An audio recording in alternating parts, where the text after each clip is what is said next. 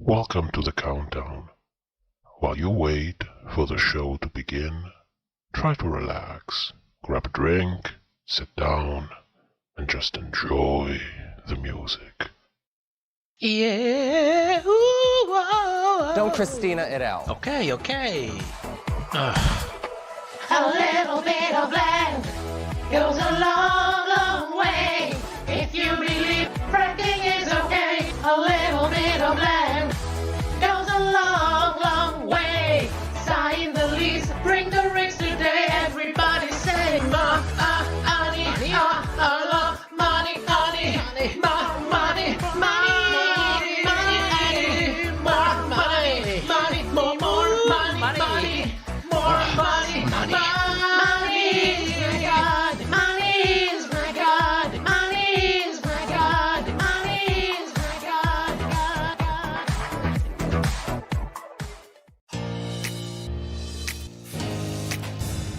She looks metallic.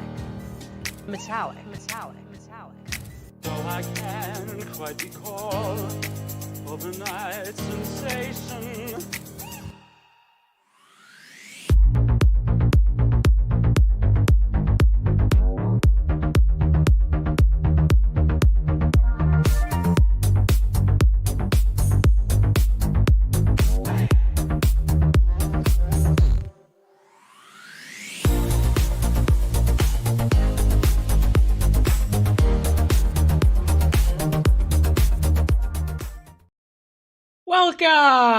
Welcome to the shop. Tonight, All Stars 8, episode 4 and 5. Darienne thrown under the bus and Heidi living in suspicious circumstances. So, of course, we're going to discuss and speculate about all of that after the reviews. Our Kiki time as usual. Let's greet the mighty chat. Thank you all for coming. We have Jennifer Molinari, Sen, Marek, Help, Matteo, Johnny Boy Toy, Quadonte, Blazing Sissy, Lala Loves, Orchidude, Miss Person Unknowable, Mama Sissy, Mertzana, Icy, Berethord, Norveg, Anton, Bebering, Bruce 359, and everybody else that join in right now. Thank you so much for coming. I really appreciate that. Now, a couple of things before we begin. Sorry that I wasn't here last week. There was a mini channel meetup.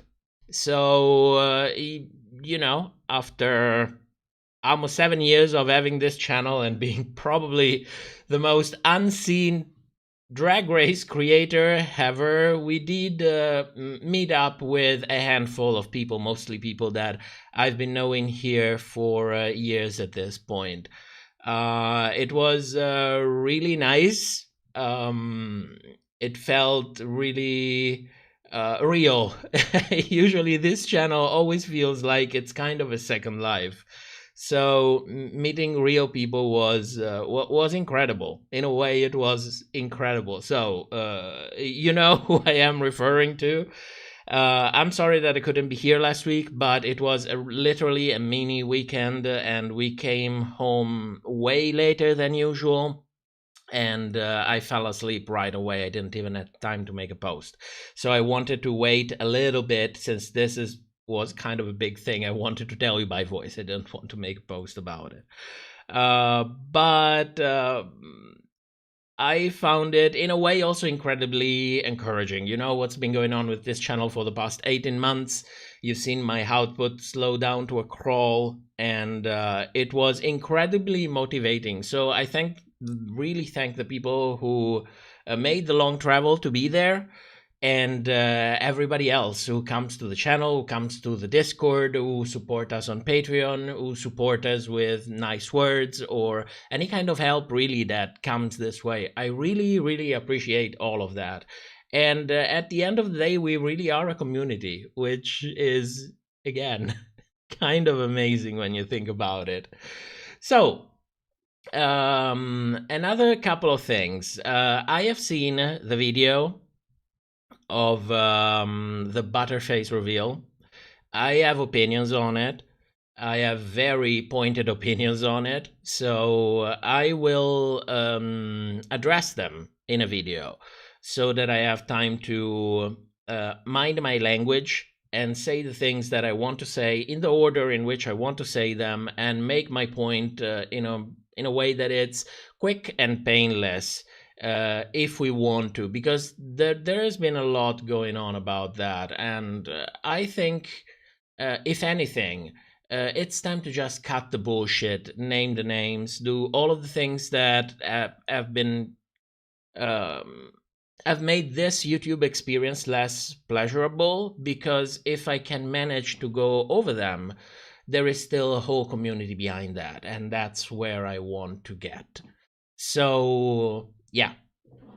We are going to discuss that. I'm going to increase the video output again, because I have a lot to say about Heidi leaving the competitions. I still don't have definitive opinions on it, because I would like a little bit more time to go through the footage of the different episodes, match them with the things that have been shared on social media, match them possibly with some tea from Roscoe. Thanks, Feral Sissy, for that, aka Ferroin. So I need to grab my notes and gather it all together to finally get to a point. And I haven't had really time to do that, but I will do that, and I will share it with you, because I think there is a very interesting story behind it.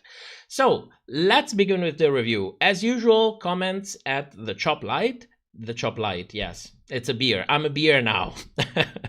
Comments at the Chop Live, they will be highlighted for me during the review.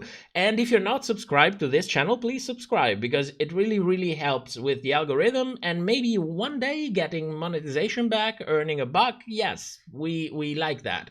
As you know from the intro, we clearly are infatuated with money, so... No, it's not true, but we do appreciate money. Jennifer, we can't wait for you to get the recognition you deserve. We will continue to follow you all the way up. Thank you so much, Jennifer. I hope it's too late for that, but I hope that moment will finally come at some point. And Mrs. G, thank you for coming. So, let's begin with this episode. It's episode 4. Oh, by the way, I'm really happy that we're doing the reviews together, because these two episodes tie in together really, really nicely. Sorry, I cannot speak tonight. For some reason, I cannot speak. Really nicely. So, it's episode 4. We are back in the workroom, and something interesting happens in here, because Jessica asks if anyone wants to discuss her win. If you remember, she won in episode 3. And we have a video throwback of... Is the siren passed? Thank you. I hope the person in need of that ambulance is fine. Can I? Okay. Sorry. We have a curious montage of Heidi being pissed, because why not? We need to introduce a narrative that will arch over to episode 5. So we have a throwback to Heidi being pissed, Heidi wanting to leave the competition. We have a confessional of Heidi admitting that she's actually pissed. And we have a segment of Heidi admitting to other girls in the workroom that she is actually pissed. So I don't know if you got it, but Heidi is pissed, and the edit feels a very strong need to have you realize what's going on with Heidi. Why? Well, because something is going to happen in episode 5, so you better start planting some seeds in the very beginning. Now, I do think that the way this whole segment was edited made Heidi look not exactly... It didn't portray Heidi exactly in a positive way. I think there is a good reason for that and a clear intention behind it. But for now, let's just keep it at they want us to see that Heidi was pissed. Let's just keep it at that and move on to the next day, because it's a new day in the workroom. Ru comes in, announces the Maxi Challenge. The queens will have to create trailers for a scripted TV series. So the queens are randomly assigned in 3 teams. Mind the word, randomly. We are going to assign them randomly by recycling the balloon popping thing from season 14. I don't know if you remember. This is something that we have seen before. Apparently, it was very successful, so the producers felt the need to repeat it again, much like the Daytona wins, which was very successful in season 14, and we've seen reference to that all over, because let's face it, those producers work really, really, really hard for our entertainment. And fun fact, they don't really earn that much. If you cannot tell, I'm being sarcastic, of course. So we do not see any of those queens actually picking up the balloons, apart from Lala. She is the first one to pick up a balloon. I guess that kind of establishes the tone and puts a final word on the fact that this was random. Do I think it was random? Absolutely not, because we end up with 3 curious teams. Team 1, all queens of color. We have Heidi, Kahanna, and Lala. Team 2, all white queens. We have Alexis, James, and Darienne. And team top 2 with Jimbo, Jessica, and of course Kandy, who I have a feeling has been kind of carried around during the competition for some reason. I don't know if it's because she was basically praised the episode before for basically wearing a piece of aluminum foil, or maybe it's just my hunch, or maybe it's just the fact that at this point we are episode 5, we're probably in the middle of the season, so things starts to kind of add up. As you know, it might feel a little bit strange to hear this from me, because as you know, I am a fan of Kandy Muse, so I do enjoy Kandy Muse, but I do think she's being carried along during the competition. And I do think it's been done because she is good television. She has clearly proven that in season 13. She knows her shit. She knows what the camera wants. So I think of that more as an investment from a production standpoint.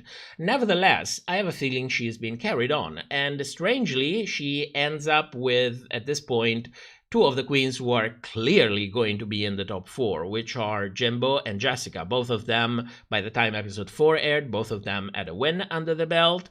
Jimbo was absolutely killing it, and we already discussed the Jessica case during the speculations in the past live stream. So I find that these 3 teams do not very seem random. But again, that is my opinion. That is just my opinion. Let's move on to writing, because something curious happens in here as well. We have a montage of Kandy saying no to whatever Jimbo is proposing for the script for this kind of trailer that they're doing. It goes on for a while. It's a good, I think, 10 seconds with 7 or 8 instances of Kandy saying no to Jimbo. I think the whole thing was funny. It put a smile on my face, because we all know that Kandy's talent is not exactly in the writing room, and we know that Jimbo's talent is in fact in the writing room, and he's taking it in a very somber way. He is having fun with it. We see a confessional of Jimbo laughing about it, taking it lightly. So for a moment I got distracted, because this whole segment was really enjoyable to watch. I didn't think there was anything shady with it, and there was not, but it distracted me from the point. And the point is that we also see Team 2, and in here as well there is disagreement. Particularly there is Alexis having some concerns about the kind of direction that the group have chosen. But when we see her voicing her concerns, it's a tiny segment that lasts no more than 5 seconds. It's nothing like the 2-minute long segment that we saw between Jimbo and Kandy. Now, why is that? Well, the editing is telling us a clear story. They want us to clearly overlook what's going on with Team White Girls, and they want us to focus more about what's going on. It's kind of like it's a distraction to focus more on what's happening with Team Top 2 plus Kandy. But I found it interesting, especially considering what's going to happen later on the main stage. Now, was there more? Did Alexis voice more about the fact that she didn't particularly agree on the kind of direction that they chose? Personally, I don't think so. I think that the edit has been, in a way, really transparent, because I think it showed us exactly what happened. But the real shade was in the juxtaposition of these two different situations, because it shifted focus from what was really happening, what was going on with Team White Girls. It kind of make me forget that it was happening, and it did, because upon the first watch I missed that. I caught it during the second rewatch. So it did its job pretty well. Now, moving on to filming. Now, I have no issues with filming, apart from the fact that all of these groups are presented in a very different order. When the queens were randomly assigned into groups, we had Team 1, the Queens of Color, Team 2, the White Queens, and Team Top 2 plus Kandy. This is the order. When we go to filming, it starts getting confusing, because we start with Team 3 for some reason, aka Team Top 2 plus Kandy. Now, this part of filming was wild to me. As a matter of fact, we actually watched this episode all together, so it was a fun segment. I had fun watching it. Everybody had fun watching this. It is wild because we have Kandy trying her best to create a scene with Bruno, and I don't really know what's going on in there. I am confused, amused, slightly turned on, maybe. But there is that. Then we have Jessica following Jasmine Masters' advice. Do you know Jasmine's YouTube tutorial on how to douche on the road? I'm sorry that I didn't have time to actually grab that video and cut a snippet and put it here. But for those of you who were not here back in the day of post-season 7, Jasmine Masters, who of course is a YouTube sensation all on her own, credit where credit is due, posted a whole tutorial on how to douche on the road. And she does it, she says, can I say it on YouTube? Maybe. She's like, you take a bottle and you do your thing behind the car. Don't let people see you. Or maybe, find a toilet somewhere.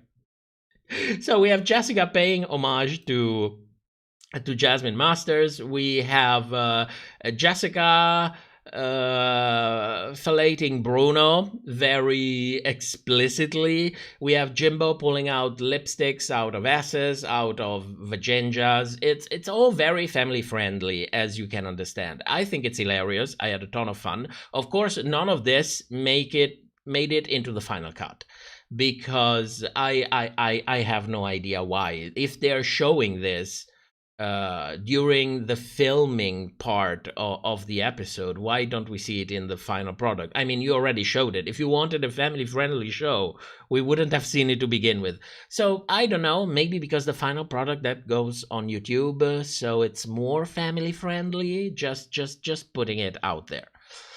So I think Team Top 2 plus Kandy was doing really, really good. And this is also what the editing was trying to convey to the audience. And I saw no evidence to the opposite. Now, Team 1, Team Black Girls. I think that Lala's voice and Heidi characterization and makeup is simply genius. I think they're doing a great job. Problem is that Kahanna is not exactly doing a good job, and the fact that she is next to these two big characters, which are fully fledged characters as they should be, it's making her look even worse by contrast. So this is really not working in her favor. And moving on to Team 2, Team White Girls. Michelle had a ton of feedback for the girls. We had a ton of cringe-inducing background music. We had confessional from James not being very convinced. So it's filming time, but we basically already know the direction in which this is going to go. We have a group who is doing very well, a group who is doing so-and-so, and the group who is not exactly doing well. Now, I saw a couple of comments. Let me get to the comments before we move back to the workroom. Where is it? Merzana, you can share all your thoughts and feelings about the Butterface situation. Please be sure you are in a good place doing it. We need you to be okay. Don't worry. Don't worry. I'm good. I am good. So I will share. I just want to word myself in a way that is clear, so that my point comes across really clearly, because I don't want to make a 40-minute video. I want to make a 10-minute video, and that's it. And I also wanted to be respectful, because, you know, I just saw all of these things today, so I still have a lot going on in my mind, and that's not exactly the correct mood to come out and make a statement on the whole situation. You want to sit down for a moment, calm down, think about it, sleep on it, and then actually address it. So that's what I'm going to do. Moving back to the episode, we are back in the workroom. It's episode 4, and we have a scene where we see Jimbo, Kandy, and Jessica talk together. This is interesting, especially considering what's going to go down in episode 5. We have Kandy talking to Jimbo and say, listen, Jimbo, I heard the girls saying that you are big competition, and I wouldn't be surprised if they would try to get rid of you as the first chance they get. Sounds familiar? Yes, it does. Unfortunately, due to editing, we cannot really take the confessionals into account, because those can and probably have been time shifted. I cannot tell you for certain, because I didn't create confessional charts. I didn't track all of them. So we cannot take the time frame of confessionals into account while we talk about this. They could come from literally anywhere. But the scenes in the workroom, we can. What's important in here is that, first of all, we see these girls basically coming together. I think it was Jessica who said, well, you know, in this competition, you never really know who to trust. There can be people who will get rid of their biggest competitions. And we see these girls coming to the conclusion of, you know what, if any of us ends up in the bottom tonight, let's just all agree that we will not vote for each other's. And it seems like it ends there. Problem is, it doesn't really end there. It's a prelude, because at this point, Kandy asks Heidi about the meltdown. For some reason. We don't know the reason. She could be shady. She could be doing something else. We really don't know the reason. Of course, I have opinions on it. But until I come to a definitive conclusion, I will keep my cards close to my chest. But again, for the moment, let's notice that it's a curious choice. So, Heidi feels called out by Kandy, and she feels kind of pissed, because she thought, you know, that they were supposed to be in an alliance with Jimbo. But, and I quote, Kandy is putting focus on her struggles in front of everyone, and she fears that this will put a target on her head. Immediately after that, she accuses other girls of trying to make her look bad. She threatened to spill tea that will burn down the competition, and Jimbo asks to let it out, which I thought was interesting as well. Does Heidi let it out? No, not yet. This will happen in episode 5. But as we know, it's basically the same exact thing that Kandy has just accused some queens of doing. So, I found the whole thing incredibly interesting. Incredibly interesting, especially if you watch these 2 episodes one after the other, because they really look like a big 2-hour episode with a part 1 in episode 4 and a part 2 in episode 5. So in a way, I'm really happy that I'm doing these reviews together, so that we, in a matter of an hour, we can tie it all up together. So, moving on to the challenge itself. We have the trailer for... We start with Team 2. Team White Girls. Again, another shift in the orders of the teams. Why is this happening? Well, I think it's all a matter of pulling focus on different teams. I don't think there is any more than that. I would have appreciated a more linear kind of narrative if you introduce a team as Team 1, like RuPaul did.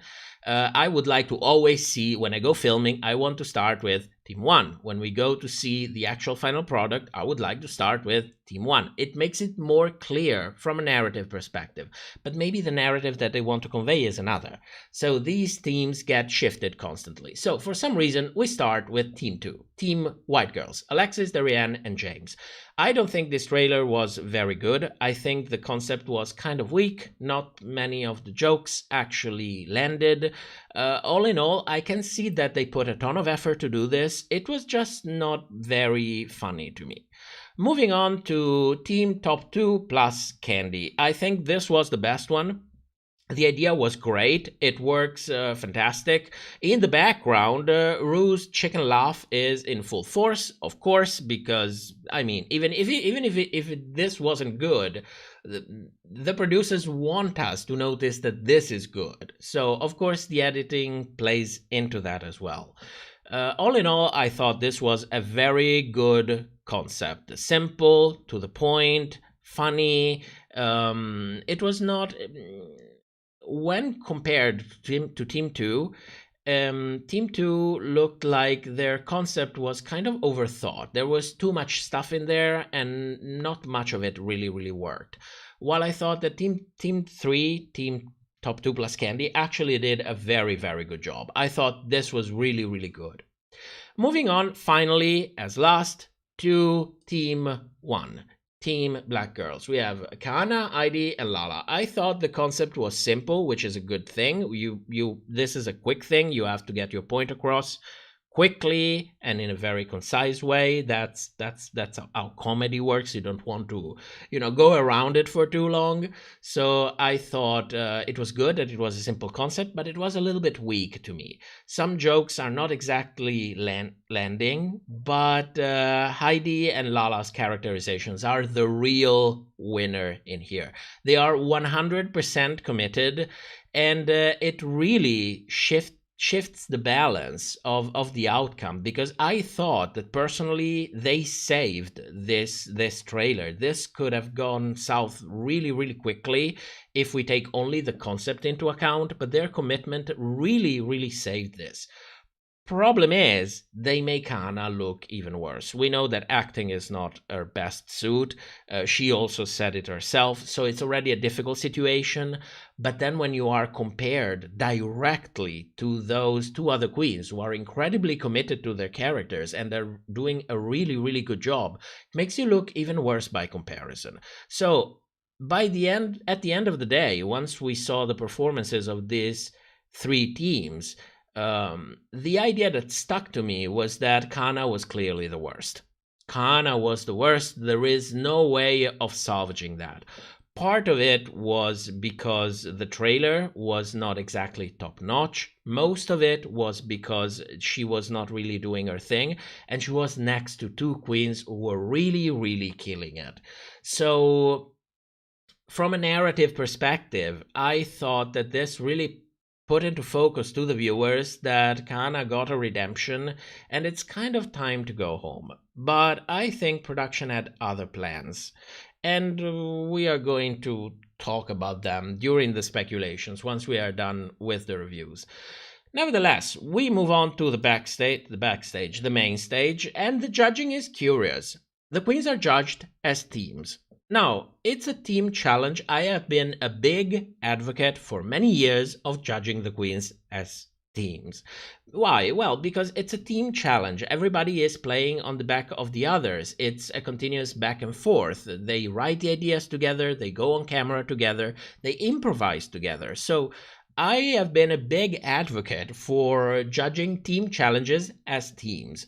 It's not always the fairest thing to do, but I've been happy with this decision. I also find it kind of curious, because usually what Drag Race does is that they make them work as teams and then they judge them as individuals. Why? Well, because it gives you a complete degree of freedom. You can do whatever you want if you judge them individually. If you judge them as team, you can end up in a situation where you have the worst queen actually being lifted up by the rest of the team, and you cannot really send her home. So the fact that they judged this as teams, of course, piqued my curiosity. Now, why did they do this? I think because it gave them the opportunity to actually save Kahanna and make sure that Darienne was actually going home. Because from what I was shown, she was probably the weakest among her group. She was the main advocate of the concept. So as a team leader, you go down with the ship. And the fact that in episode 1, they put her in the bottom, where most of the queens have been very vocal, talking about the fact that she didn't really deserve to be there. So I think Darienne was scheduled to go home really soon. Now, if they put her in the bottom next to Kahanna, there was a good probability that people would have voted her out anyway. But you cannot really make sure of it. It's not as quick as saying, well, you know what, we are putting her against Alexis and James. They clearly have a better track record than her. It makes for more drama because we have a bottom 3. And, viewers at home, for some reason, which of course has nothing to do with their individual runs in their individual seasons, are more probably going to accept more Darienne going home if she goes against James and Alexis than if she goes against Kahanna. At least this is the impression that I had. So, Kahanna, Heidi, and Lala are declared safe, and Mamaru is not really impressed by Team White Girl's trailer. We actually have a section, and this is rare, of Mamaru going on for about 30 seconds about the fact that this didn't work, that they could have done better, that it was not bad, but it was not it. And it goes on for a while, to the point where we have actually Alexis coming out and saying, listen, I have to apologize, but this was not my idea. And I was like, no, this is not happening. This is not happening because this happened already in season 9. So I have to confess, I didn't really believe it when I saw it the first time. I didn't really believe it because I thought, wait a moment, this is something that we've seen already. This is something, it looks like something that production would try to pull. Rehashing on whole kind of edits because the audience would be more receptive if you do so. And it's easier to make storytelling if you do these kind of things. And as we know, the producers on RuPaul's Drag Race are incredibly creative and they work really hard on their storylines. Yes, I'm being sarcastic again. So I didn't really believe it, but then taking into account what the other queens had to say and the editing itself on this segment, I think that all of the clues point out to the fact that Alexis said that on her own. She definitely said that on her own. Well, definitely, I don't know, but most probably, let's say it like that. What I did notice is that the panel of judges took clearly advantage of this opportunity because we had T.S. Madison actually going in on Alexis and be like, okay, you know what? You say it was not your idea. Whose idea it was? So Alexis says, well, it was Darienne's idea. And then T.S. doubles down and asks, well, why didn't you say anything? And Alexis says she froze. Mind you, this will come into play in episode 5 again. This serves as our precedent. Okay? So for the moment, we give her the benefit of the doubt, trust and believe that she said that couple things that we saw in the workroom before, and that was it. Then she froze, then she just went along with it. Nevertheless, it's a very shitty look for Alexis because it feels like she is kind of making it about herself and kind of avoiding responsibility for a whole team who worked as a team, ended up being judged as a team. And it's not very team friendly to suddenly come out and say, yeah, but it was not really my fault. It's a little bit too late for that. If you have to voice your opinion, you have to voice it in the moment where it actually matters, in the writing room. That's where you should stand your ground if you're not convinced. Once you sign up and go along with it, you go along with it. In good or bad, you go along with it. So it's a really, really bad look on Alexis Michelle. Of course, the producers are loving all of this, especially Mamaru, who stirs the pot a little bit more by asking Darienne for a rebuttal. She uses this word, rebuttal. And we have a response from Darienne saying she feels like she's the only one that's actually defending the team's work. And I mean, how can you blame her? I felt the same way, and after grouping all of the evidence together from Untucked and from the episode after this, I completely agree with Darienne. Nevertheless, Jimbo wins, Kandy and Jessica are safe, and we have Team 2 in the bottom 3. So let's move on to Untucked, because a couple of things happen in this Untucked. First of all, we have a confessional of James telling us that Alexis put the blame on her and Darienne, more so on Darienne than on James. But it was the whole group's fault, and she can't really own up to it. Now, this serves as a narrative device. In case you didn't get it, when we were on the main stage, it was more in the subtext. It wasn't really explicit. Once we move on to Untucked, James makes it explicit in a confessionals. And the editors want to make it very clear, because this happens at the very beginning of Untucked. This is the motive of Untucked and the motive of this episode. So we start with basically James pointing her fingers. Darienne kind of explains that they could have discussed the idea together if there were any problems, and at the end of the day they messed up together. So once we see those two queens speaking out, the narrative is pretty clear. I'm calling it a narrative, even though I think these are actual matters of facts. Why do I call it a narrative? Because it's edited as a narrative. So let's make it very clear about that distinctions. So we have a little bit of confrontation between Darienne and Alexis. Alexis apologizes for basically throwing Darienne under the bus. Darienne, being the comedy queens that she is, she's like, well, wait a moment. That's not exactly what happened. It was more kind of like, well, you took a step back and left me alone in front of the bus. The bus was already coming. Yeah, I'm going to miss Darienne. I'm really going to miss Darienne. So, it's really not a good look for Alexis, and paired with a couple of things that happened before already, basically already set a very clear narrative in place for her. Honestly, I was hoping that she was going home, because when shit like this starts to go down, it's your time to go home. It's your time to cut your losses, call it a day, and go home. Better to go home than being exaggerated, having your faults and shortcomings magnified, dramatized, and basically risking your livelihood once you actually get off of the race. It's better to go home. Unfortunately, she was not sent home. She actually digged her grave a little bit more in this Untucked, saying something like, I'm here for my sisters as well for myself.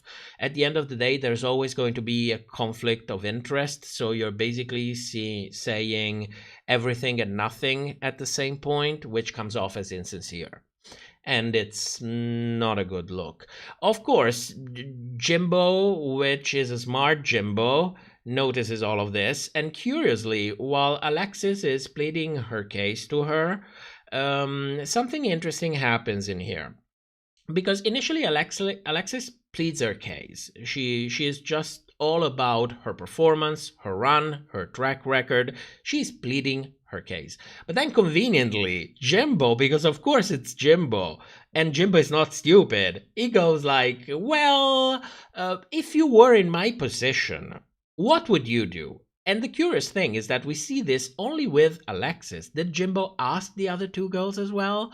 We don't know. Do I think she did? Absolutely not. I think Jimbo sniffed clearly what was going on and was like, you know what? Let's give them some good TV. So, Alexis, what would you do if you were in my shoes? So we have this long-ass segment of Alexis discussing the performance of James and Darienne during the competition, and it comes off as judgmental. And the fact that we see Alexis doing this for a way longer time, of Alexis actually pleading her case, discussing her merits, discussing her shortcomings, it makes her look judgmental. It makes this scene even more dramatic than what we saw on the main stage, but it does so in a way that it's not immediately evident. And this, kids, this is good television. This is television done well. Of course, it's shady as fuck, but at the end of the day, we all find it entertaining, as long as at some point you switch off your television and you don't go giving a piece of your mind to these people on social media for entertaining us. We are all fine with it. This is the kind of game that we're playing in here. We like the show, we discuss the show, real life is another thing. So I always feel the need to stop for a moment and, say that. So we move on to the main stage.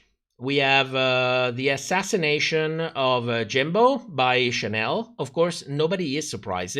There are theories around there. This is something that we discussed as well, me and my partner, that Jimbo basically is throwing away all of the lip syncs just to not having to choose anyone. I think it's true. Until a certain point, I think it's something that she takes into consideration, because I think that Jimbo is really, really smart when it comes to reality TV games and the way they are played. So I think it plays a part in it. I also don't think that Jimbo is particularly suited to the definition of lip sync assassin. The only thing that I know is that by this point it has become a meme that Jimbo never wins a lip sync. So I'm happy that Chanel gets a moment to shine. She deserves it. And the group decides to send Darienne home. And this is where episode 4 actually ends. So let me go for a moment to the chat, and then we start with episode 5. We have Bruce saying that they messed with Kandy, talking about the whole thing going on in the workroom. I do agree. I wouldn't say the production really messed up with Kandy. It feels more like they took their cues. If indeed Kandy was serving them cues, if it wasn't something that it was agreed upon behind the scenes. So I don't really know about that. Christos, I'm finally on time for a stream. Thank you for coming. Don't worry, I'm not even in time for my own streams, so I will not hold it against you. Mama Sissy, I rewatched it as well, and there was no mention in the briefing that everything had to be comedy or funny. I found it then weird that everything was judged on laughter. I didn't exactly notice that, but comedy challenges on Drag Race, they are never really dramatic. Acting challenges on Drag Race, they're never really dramatic. The queens are never really judged on their abilities to commit to a dramatic performance. It's always all about the fun. I'm going to give production the benefit of the doubt on this, because it's something that by this point I would say it's pretty clear. Acting challenges, they have to be comedic. That's the trend that we have always had. We never really had dramatic acting challenges, so I wouldn't really focus too much on that. Bruce, exactly, it's a show. I love the shade and the entertainment, but never carry it over to the queens in real life. Yes, that's absolutely always the point, and it always bears repeating. Santiago, Alexis is self-producing a Gen edit. By this point, when people talk about the Gen edit, I think they talk about what happened in All Stars. So I find this comment quite funny, because nobody would want the kind of edit that Jen received in All Stars. It was a very deceiving form of villain edit carried on to put down someone that was supposed to be in the fan base good grace. And it's something that we've seen before with Latrice as well. So that's you know, that's I just wanted to say that. Bruce, Kandy's eyebrows in the workroom was painted then unpainted. Yes, that's episode 5. I noticed it too. I didn't really find anything in there that would lead me to believe that words were put into people's mouth. I thought it was done simply to carry the narrative in a more concise and clear manner, because if you notice, the moment in which Alexis says, let's burn some sage, let's talk about something else, then after that the queens keep talking about it. So it was ups and down, if you will. So I think that kind of editing was done for presenting the whole scene in a more concise manner. I didn't see anything shady going on in there. Mario, I love the fact that I am Mama Sissy now. Yes, you are Mama Sissy. Everyone is going to be Sissy now. Pazuku, the crown is between Jimbo and Jessica. Yes, for me it's Jessica. My choice is Jessica. It seems like Jimbo is deserving it more, but I think that ultimately it's going to go to Jessica. Or maybe it's my love for season 2 that it's talking. So it's either one of the two. Let's move on to episode 5. At this point, we are back in the workroom. We are counting lipsticks as usual. We have a confessional of Alexis, introducing the theme for this episode and telling us that Jimbo has 2 wins, pointing out that being the front runner, it's not exactly the best strategy in All Stars because it puts a target on you. Does it ring a bell? Because this narrative was introduced not so very suddenly. No, suddenly is not subtly by Kandy in episode 4. Then it's your first impression in episode 5. So it's clear where this is going. If you're paying attention, it's very clear. Nevertheless, it's always worth it to prime the audience at the very, very beginning, because when shit actually goes down, you want to have them glued to the actual screen. So this is the very introduction to episode 5. Now, RuPaul comes back, announces that the maxi challenge for this episode is going to be the Snatch Game of Love. So let's immediately go to these performances. The queens are divided into 2 groups. We have group 1 with Heidi, Jessica, Kahanna, and James. Personally, I thought that James was absolutely killing it. She is the shining star in this group of queens. Nobody is remotely even close to what she is doing. She is being funny. She is reacting very well and very quickly to everyone. She had the character down. The impersonation was down. I do wish that she spoke a little bit slower, because Jennifer Coolidge is known for speaking a little bit slower, a little bit more sensually, if you will. But then again, I take it as, you know, James' take on Jennifer Coolidge. So I thought she was doing really, really well. Also, the other 3 queens were not really posing a challenge, so the fact that they were not exactly doing well made her look even more impressive by contrast. And never forget the importance of contrast. Sometimes it can be deceiving.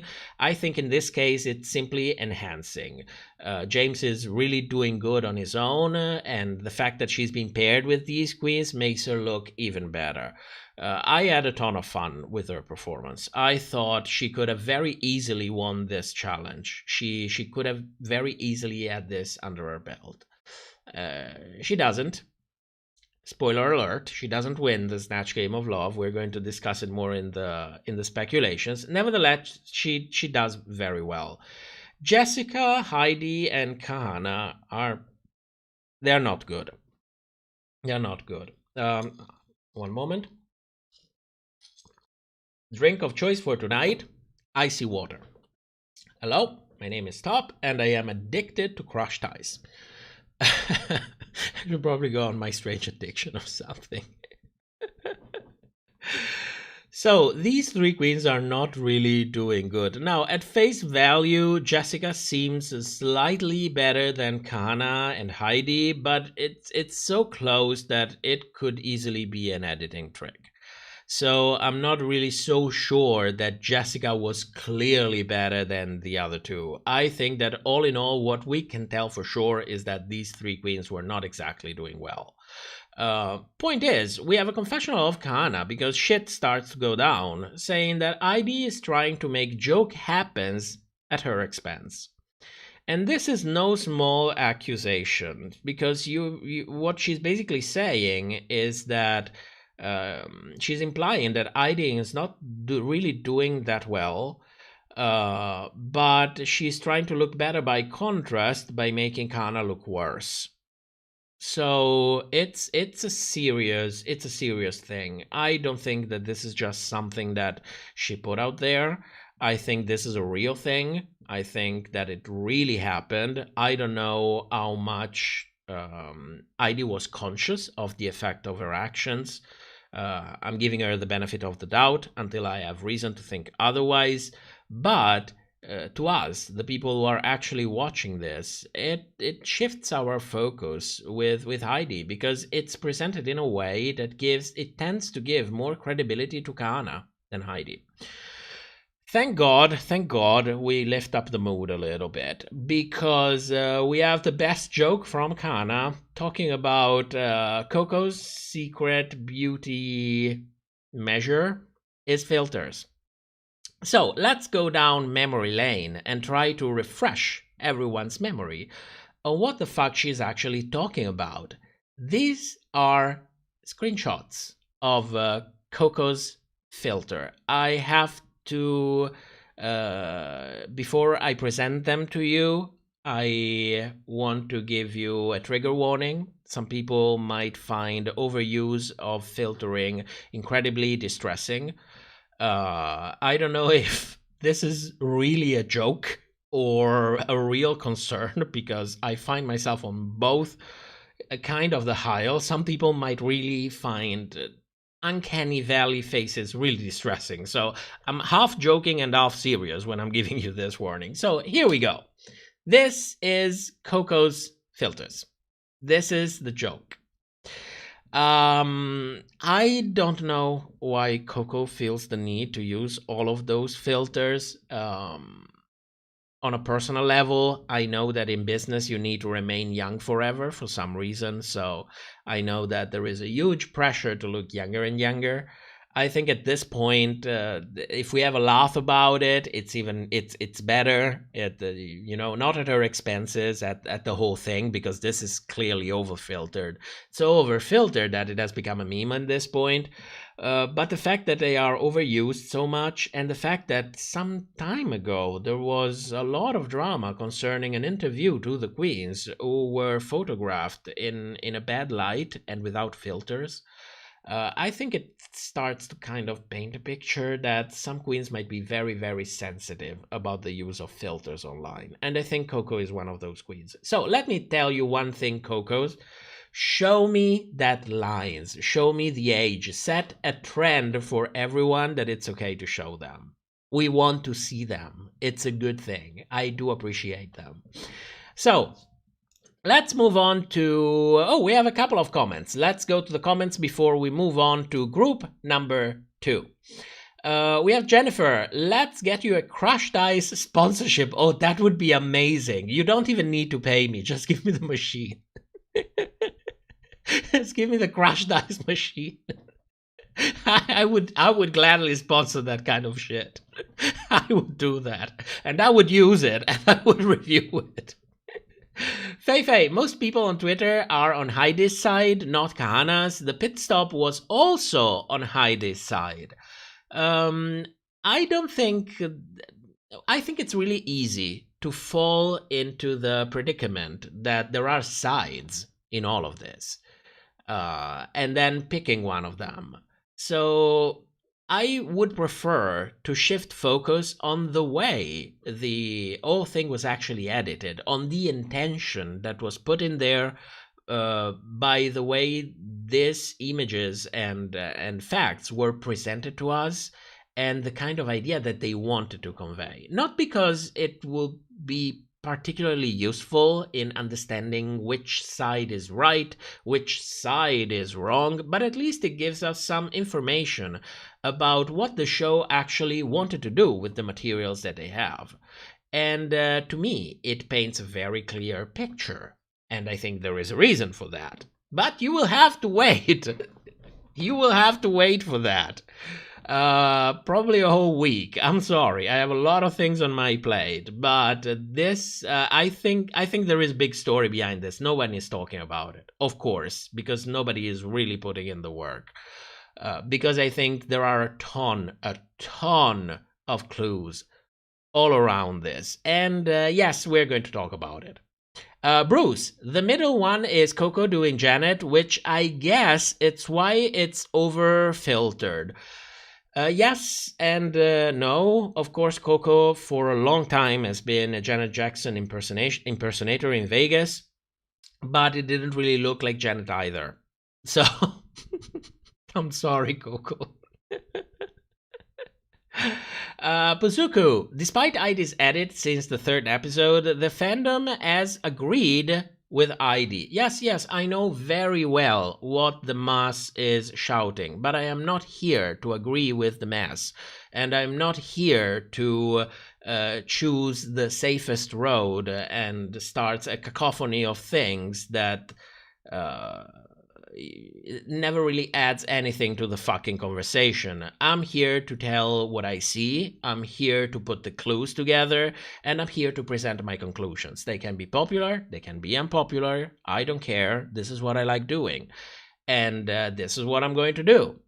So yes, we are going to talk about Heidi in a way that it's not particularly flattering, at least in part, not particularly flattering.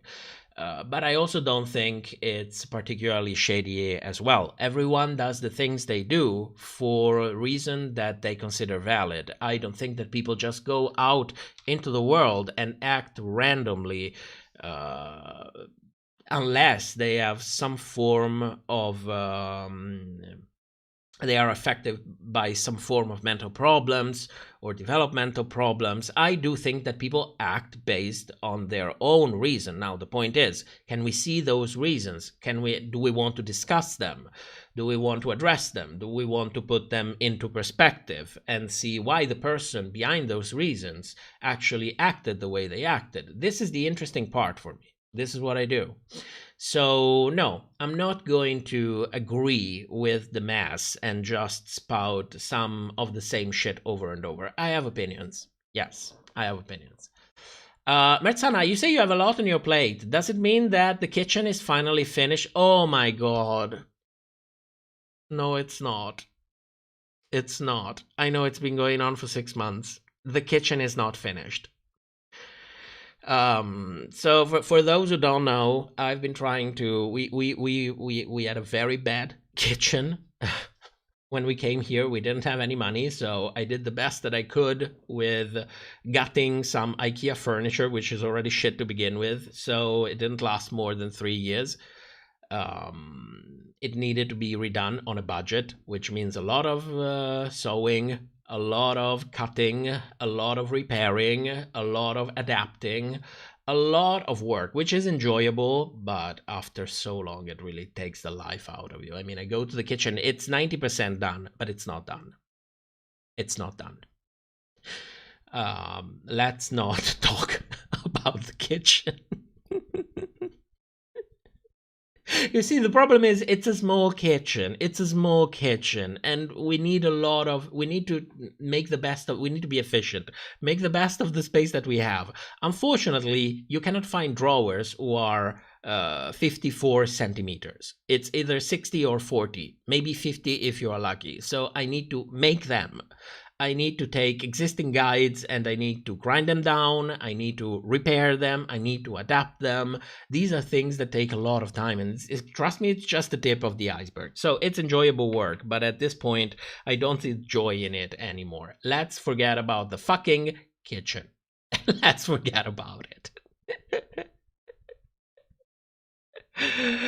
Pasuku, Kylie and Bianca in the pit stop were amazing. I didn't see it. Usually my partner is the one who watches the pit stop. I didn't catch him watching it, so I didn't hear it. But if Kylie was there, I will probably take a look because I am a big fan. JP Medina, did you guys build Brinmines from IKEA? No, there is a system called Method, and you buy different cabinets, and in my case, I had to cut them and adjust them. And since it's IKEA, of course, once you cut the smallest piece, the whole thing collapses. So you also need to reinforce it. You need to adapt it to the environment, and you need to reinforce it to give it stability, which is an incredibly tedious process. And when you think about that, I'm doing all of this inside the house. There's also a ton of dust. It's, oh God, it's a terrible, I will never do it again. Let's go back to Drag Race. So we have team number 2. Alexis, Kandy, Lala, and Jimbo. I think Jimbo is clearly the best. She is doing amazing. Second best is Lala for me. I was incredibly impressed by Lala. She was quick, she was on the point, she was funny, the character was down to a T. She was doing really, really good. And, judging from the fact that we never really saw Lala in Snatch Game, and she didn't really strike me. I mean, she's funny, but she's funny in a charming way, not because she's trying necessarily to be comedic. It's just that, I don't know, I see Lala Ri, I see joy, so I already naturally smile. Then the fact that she always makes fun of herself and laugh, she allows us to laugh with her about it. I think that's where the real charm comes out. But I didn't expect Lala to actually be so good at Snatch Game. I was really, really impressed, to the point that I was like, well, Jimbo and Lala are basically almost on the same level. They are not. Jimbo has a lot more on his plate, but I do recognize that most of that comes from the fact that Lala really, really surprised me. I was really, really surprised. To me, the fairest judgment for this performance was a very clear second best. Lala did really, really good. Alexis did good as well. I don't know if she necessarily did better than Lala. I noticed Lala more than Alexis. Also, Alexis' character was kind of quiet, but I know that Alexis did her research. She know what she was doing. She also won her Snatch Game in her season, so it's easier to focus more on Lala because we never really saw her doing this kind of thing before, and kind of forget about Alexis. But I think Alexis did very good as well. I enjoyed Lala more, but Alexis was doing good. Who is not really doing good is Kandy. Now, Kandy does a good characterization by Kandy's standards. Because if you remember from season 13, when we did all of the reviews for all of these episodes, and there was an acting challenge, my mantra was, Kandy is doing Kandy. It was not a character, it was Kandy Muse. So that went on for a lot, and season 13 was long. Girl, it was so long. I mean, it felt even longer. It was actually as long as season 14 and 15, but it felt even longer. Probably because it was produced really badly. So, Kandy has a characterization. It's still mostly Kandy Muse, but there is an attempt at characterization, so I do appreciate that. I think some of her jokes were okay, not a laugh riot by any extent of the imagination. She was doing okay. Problem is, the other three queens were doing incredibly well. So you come out of this, at least I came out of this with the impression that, well, Kandy did a shit job. Upon a second rewatch, I actually realized that she was actually not doing that bad. The problem is the comparison. The other three are doing really, really well. So I still think that Kandy did better than Jessica, Heidi, and Kahanna from Group 1. Sue me about it. But I think she did better than them. I wouldn't have seen Kandy in the bottom, for example. It wouldn't have made much sense. Probably after the first watch, yes, but after paying attention at the effect that comes from the context being three girls who are basically killing it, it's very easy to dismiss someone's performance. So I think Kandy didn't really do well, but she didn't do bad. My favorite in this one was Lala. Lala is the one that I appreciated the most. I like Jimbo, but I don't know. I liked Lala more. I liked Lala more. Now, there was, I don't have a screenshot for this. Thank God, I forgot when I was actually making the screenshots for the live stream. We have one of the cringiest segment in Drag Race history. We have the two guest judges lip syncing. I would have preferred not to see that. It was incredibly cringy. I don't see the point. I'm happy that they're having fun. I was not having fun watching it. So I don't know why it was there. We never really had it before. I don't know why they felt the need to put it in there. Maybe there was some sort of agreement for visibility for these two guests. I have no idea. It's just speculations. I think we didn't need to see that. I could have been very fine without seeing that. I did not enjoy it. I did not enjoy it. JP Medina, what do you think of queens doing imaginary characters like She-Devil by Night's Lucifer on Snap? That's really shady. I swear to God, if I ever go to RuPaul's Drag Race, I would do Jesus Christ. Well, you know, if it's Drag Race US, I don't know if you would be allowed to do that.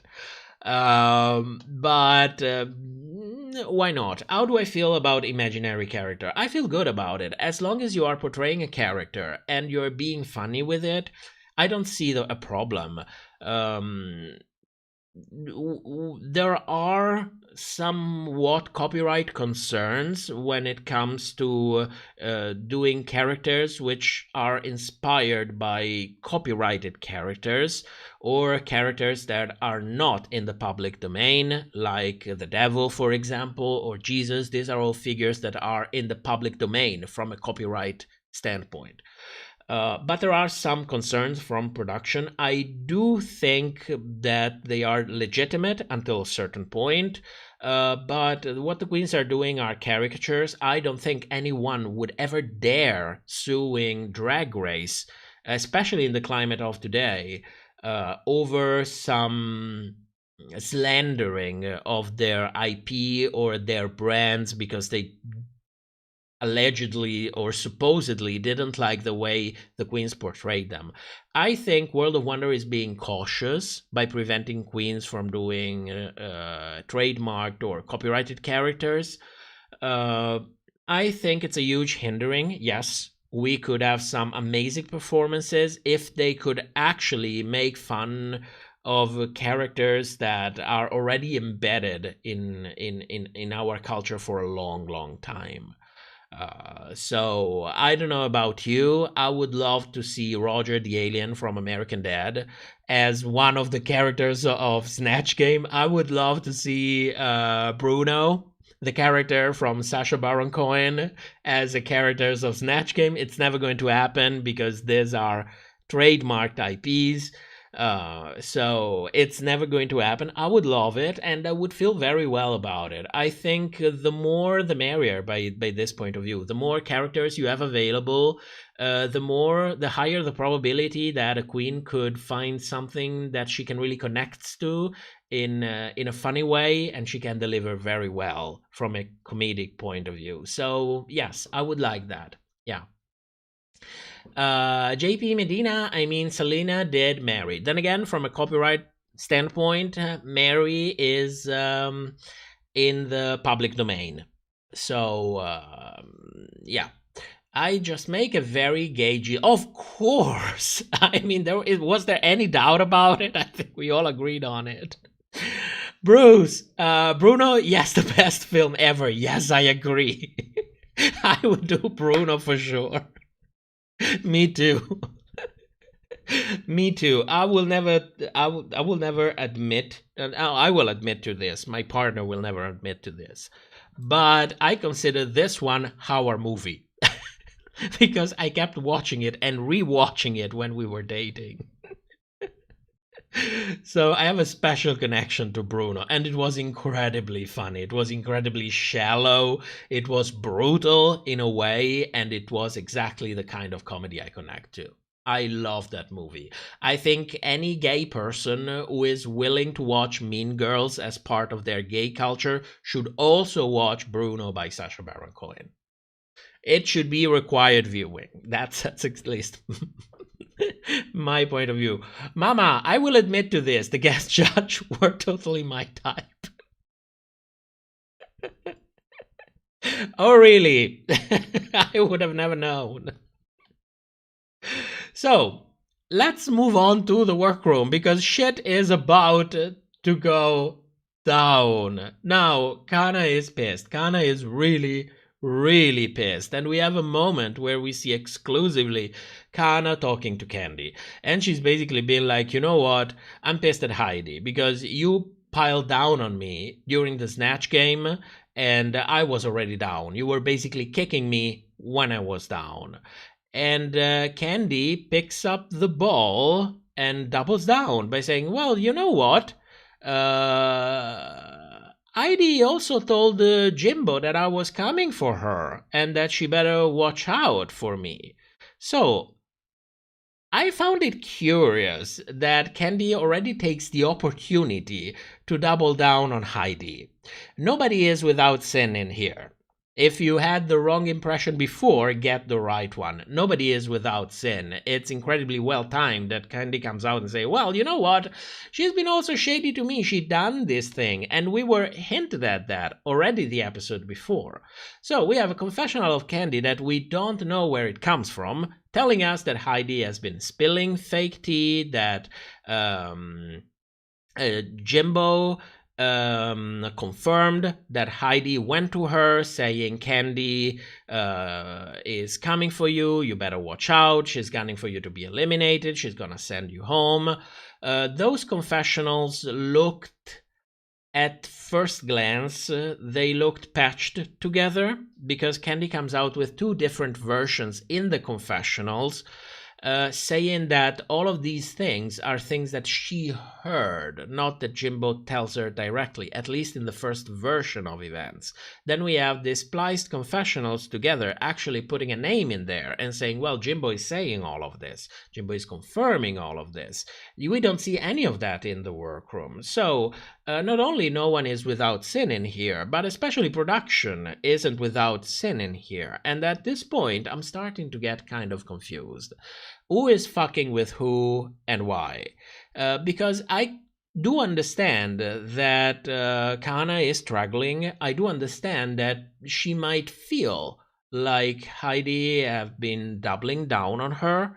But I also do agree with something that James said in Untucked. That's also the point of Snatch Game. There is a back and forth between the queens. It's you know, it's kind of what Snatch Game is all about. So I do understand that Kahanna might be in a headspace in which, you know, you only really see one thing.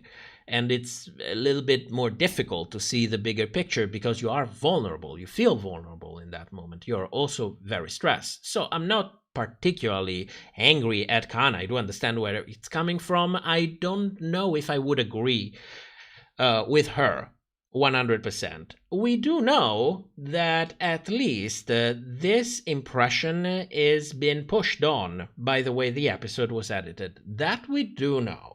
And that is one of our clue for future discussion. So, at this point, who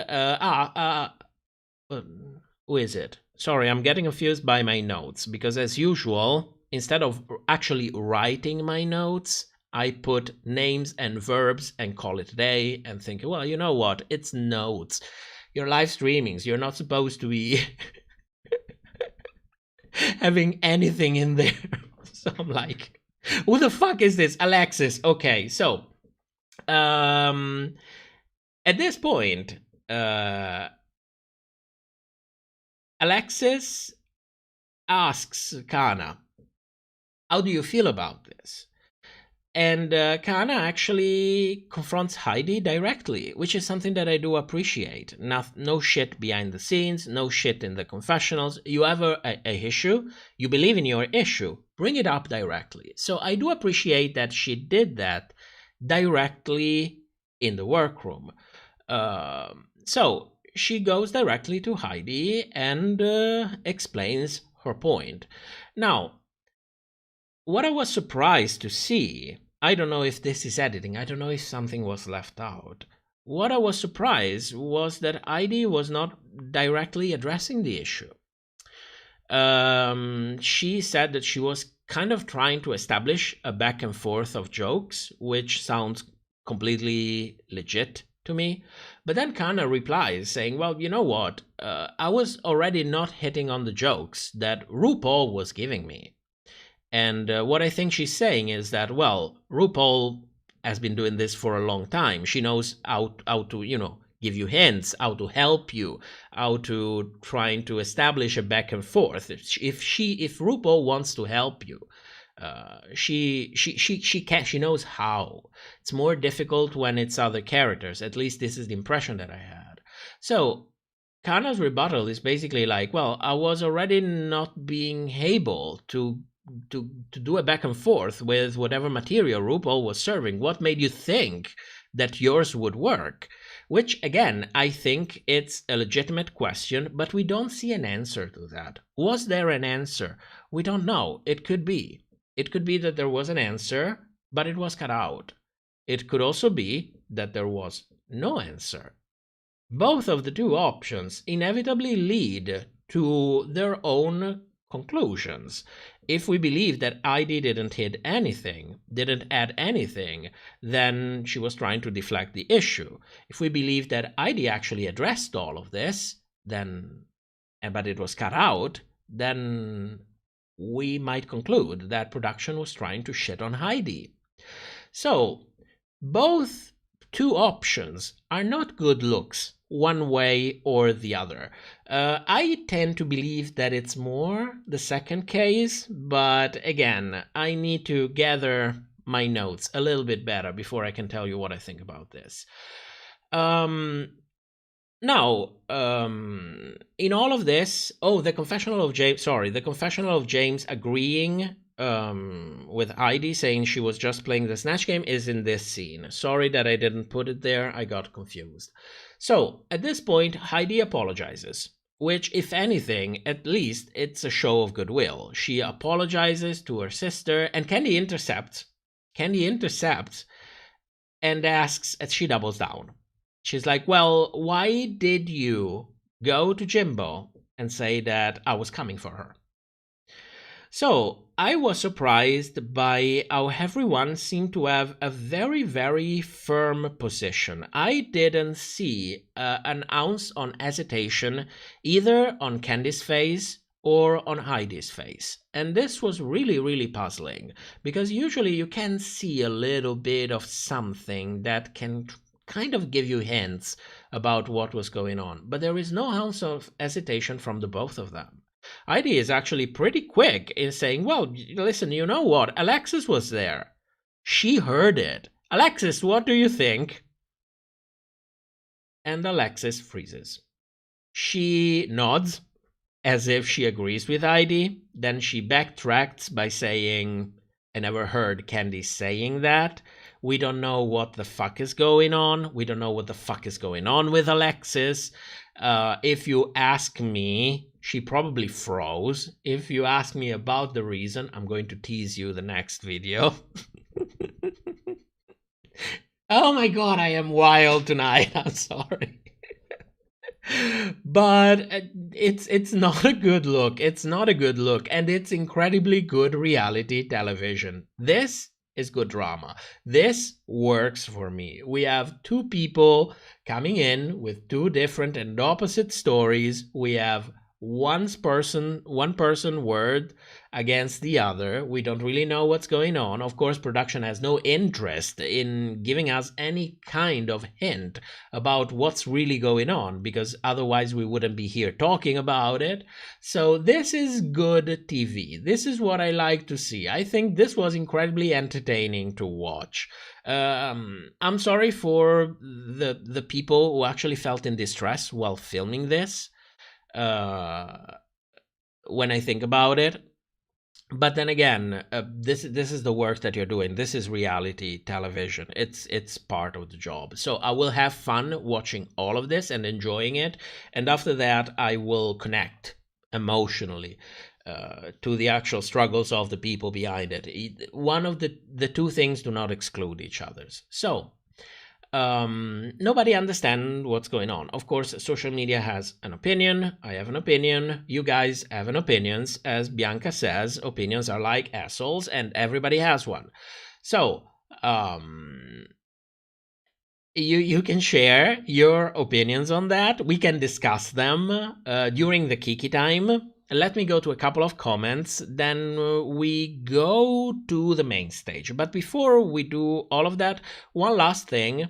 After all of this happens, and after the splicing of footage from different timelines in which Kandy Muse's brow magically appears and disappears, which, you know, as I said before, I think it's just for narrative purposes, Alexis starts crying in the workroom. For some reason. For some reason. Do I think Alexis is self-centered? Yes, absolutely. Do I think she is being malicious with it? Not really. I think she's just very, very clueless about it. But it's majestic to look at. I was screaming. I was screaming at the screen, being like, no, Alexis, no, don't do that.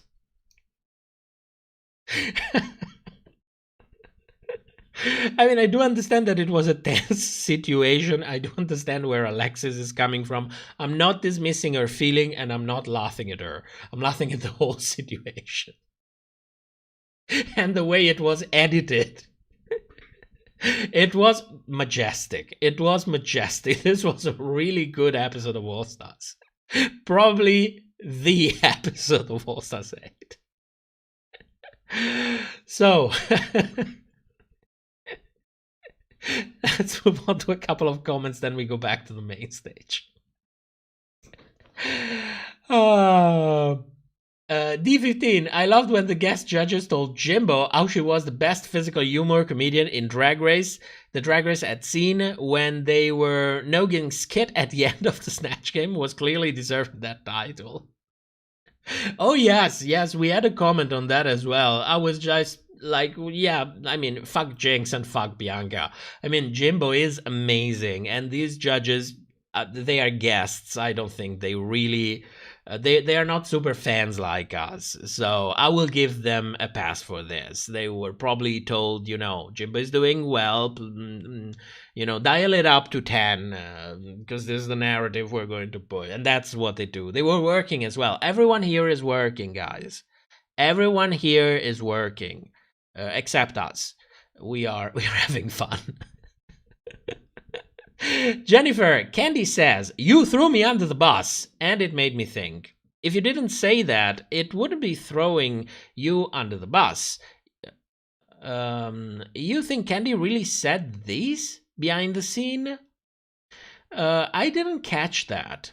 I will rewatch this again. I will rewatch this again because I want to make a video about it, so I will need to gather all the receipts that I can get. So I will definitely rewatch this more than once. I will keep attention to that and then tell you what I think about it. Funny, Kandy, by not answering, admitted that Heidi wasn't lying. She did this thing where she got loud and changed the subject to a global issue. This took the pressure off of her. Absolutely, but we also don't know if she did answer and it was cut away or she was just muted. We don't really know. A lot of Heidi's argument could have been cut out, but this is the same for Kandy. We don't really know, and that's the whole point.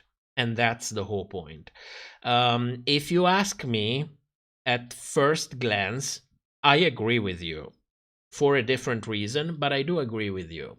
Lola, maybe it's just the edit, but I was surprised how easy it was for Heidi to leave the competition. When Adore left the competition, Rue and Michelle begged her to stay.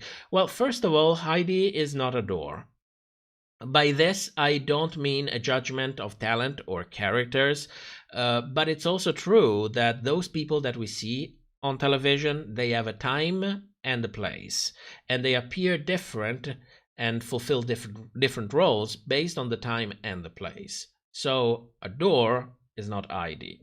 Also, I do believe that we already had hints of Heidi feeling the pressure of the competition, if not of the competition, of the environment of Drag Race. And you know what? Let's not call it the pressure of the competition, because that gives us that shifts focus to the fact that competition it's a tiny part of Drag Race. There is a ton of other things. So let's call it the pressure of being Drag Race. I think she was already crumbling before, and she said it clearly. The editors let us see that, because in episode 3 we actually saw Heidi discussing leaving the competition. She also gave reasons for it.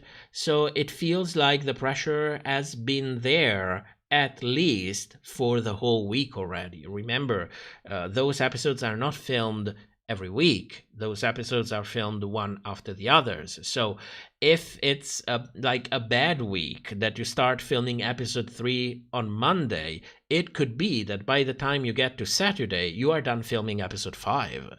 So you don't really have time to process all of this, and she was already in this mindset. So that for me justifies how sure she was that, you know what, I am leaving. I do agree with the decision that she made. I think it was a smart decision, not from a health standpoint only, but also from a branding standpoint. I think it was the smart decision, and I do agree 100%. I wish more queens would take this route. It would also send a very, very clear message. Fulani, Alexis did an Alexis during the fight, then cried. Where's my camera? Someone would win if they played Alexis Michelle in Snatch Game. She's so dramatic. She is. I will agree on that. I don't think it's malicious. That's the vibe that I get from it. I don't think it's malicious. I think she is incredibly clueless. So it was not a good look, but it made me laugh more than cringe, if you know what I mean. Bruce, not Alexin crying about Monica and Heidi for no reason, yes. yes. I don't know. If she is really a good actress, because her crying, when you see it in the moment without context, looks very, very convincing to me. So I don't know if she's really a good actress, judging by the way she acts in acting challenges on Drag Race. I think she is fairly good, nowhere near the level of that kind of convincing crying. That's why I tend to believe more that she is just incredibly clueless. And that's not an excuse. I mean, at some point you reach an age in which you should get your clues. You should get your clues and understand what's going on for your best interest. It's not like, I mean, you can sit on Drag Race and have a good crying. You're not hurting anyone. If at the end the editor decide to put it and edit it in a way that make you look as if your crying is taking time away from other people, well, tough shit, but you know, this is the truth of reality television. I don't think that breaking down and crying is inherently a bad thing, but it looks to me like a very kind of clueless crying, if you know what I mean. Damien, people aren't happy with this week's pit stop episode. I haven't caught up to that. I don't even know what's going on or why. Mrs. G, this episode had me shook. Yes, me too. I enjoyed it very much. Damien, RuPaul is just glad that she doesn't have to say Heidi's name ever again. Do you remember how she tried to change Heidi's name? In season 12, she was like, fuck that. Give her a name. That's what she likes. Let her have her name. Good lord. So, let's finish with this review before we move out to our private time. We go back to the main stage, and Kandy and Lala are safe, deservingly so. I would even call Lala high, but she was not. Jimbo wins. James and Alexis are high. Jessica and Kahanna are in the bottom. Now, at this point, Heidi has gone home. So we know that something is going to be up. They have a number of episodes that they have to deliver. If something unexpected happens, like a queen injuring herself and having to leave the competition, or a queen deciding by her own will to leave the competition, you will still have to deliver the same amount of episodes to Paramount Plus, because Paramount Plus has to make their money, and their money is based on an agreed number of episodes. So there was a very high chance that no one was going on during this episode. And if someone did go home, then either someone else would have to be brought back from the competition, or we would have needed an additional non-elimination episode. So I think that from a producing perspective, it was very smart to just, cut the bullshit here and now. Nobody goes home this episode. Of course, you don't say it because you like the pressure to build up. That's where you want these queens. That's the kind of job that they're doing in there. So I do understand why nobody said anything and they just went like, you know what, business as usual. Do I agree that Jessica and Kahanna should have been in the bottom? Absolutely yes. I think that it could have very easily be a bottom 3 if Heidi was in there, and I think that at the end of the day, Kahanna would have gone home. Her edit has been going downhill for a while at this point. The challenges that we have seen didn't really give her any opportunity to shine. I don't think, I think again that this plays very well into her narrative. I don't think it was made for her. I just think that it plays well with it. And it's not necessarily a coincidence, but in a grand scheme in which many other things are also considered. So I do think that Kahanna clearly deserved the bottom for this one. I would have put Heidi there next to Jessica as well. Then I see a lot of people saying that Jessica did better. I had the same impression upon the first watch, but watching it again, it could be that we saw the best of Jessica and the worst of Heidi. So it's a possibility. It's so close that to me, I will just be like, you know what? Let's cut the chase and just call it a bottom 3. This is what I think about it. So I do agree with the decisions that are made. I do not agree that Jimbo should have necessarily won this challenge. She certainly deserved it. She did amazing. That outfit is fantastic. But then again, they don't really take outfits into considerations in this competition. Otherwise, I'm not so sure that Kahanna would have been in the bottom if Heidi was in there with the rest of the batch. So outfits, yes, they're good to look at. At the end of the day, they matter only if they agree with the kind of narrative that they want to push. And the kind of narrative that they're pushing in here is that outfits do also count in this episode, and James's outfit was not up to par. Then that's why Jimbo wins. I do think it's a crock of shit. I do think that this absolutely takes James out of the possible winners for this season, and I'm also going to demote her from top 3 to top 4 in my speculations. So before we get to the speculations, we have a little bit of the lip sync Jasmine Kennedy is back. If I adore Jasmine Kennedy, if you were not here during the reviews for season 14, you missed me gagging over everything she did. I just loved Jasmine on Drag Race. I just loved her. She's charming, period. So I was really pleased to see Jasmine in there. Of course, Jimbo loses the lip sync because of course it's Jimbo. So even if she's doing well, she will have to lose just for the lols. But I do think that it's a well-deserved win for Jasmine. I thought that the edit was kind of downplaying how hard Jimbo was being murdered on that stage, because somehow we always saw Jasmine in the background. She was doing incredible acrobatics, and despite the fact that on stage we know that we always have two big points of view, one that's in the center of the stage, one that it's on the right side of the stage, viewed from an angle. Yet, when both of the queens were on stage and Jasmine was performing incredible acrobatics in the background, somehow the editors decided to use the center view of the stage, blocking the visual of Jasmine. They had shots from the side, which clearly showed both queens also giving justice to what Jasmine was doing in the background. So I don't know if this was done to make Jimbo look slightly a little bit better.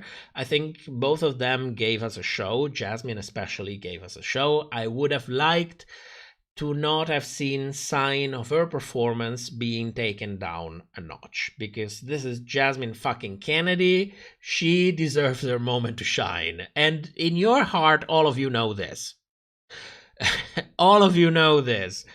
So I think it plays into Jimbo's run for this season. Now let's go to this damn speculations before we take a pause and have our Kiki time. For me, James, and I am of course referring to the speculations from the episode before. For me, James is demoted from top 3 to top 4. This could have been a very good chance to give him a win. I think it would have been very well deserved.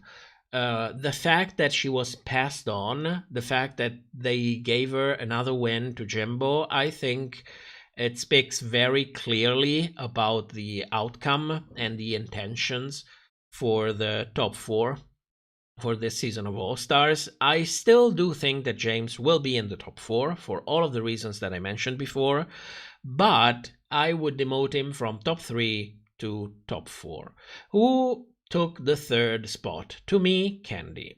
I think at this point the editing and the producing is being very clear about the kind of run that Kandy is getting. Kandy is carrying on a very good narrative. There is a lot of drama going on.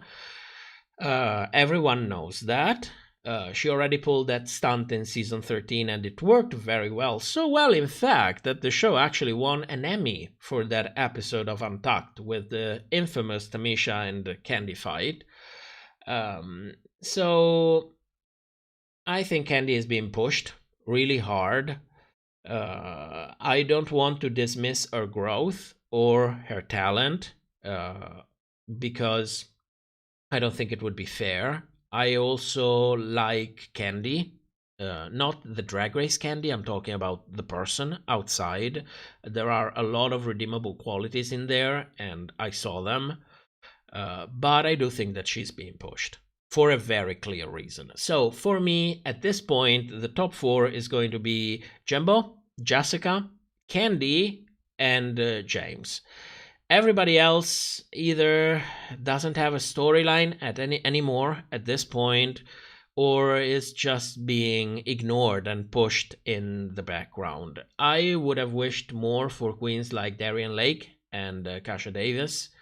It's unfortunate that we didn't get to see that, but then again, I think the All-Stars format works better when we do actually have eliminations.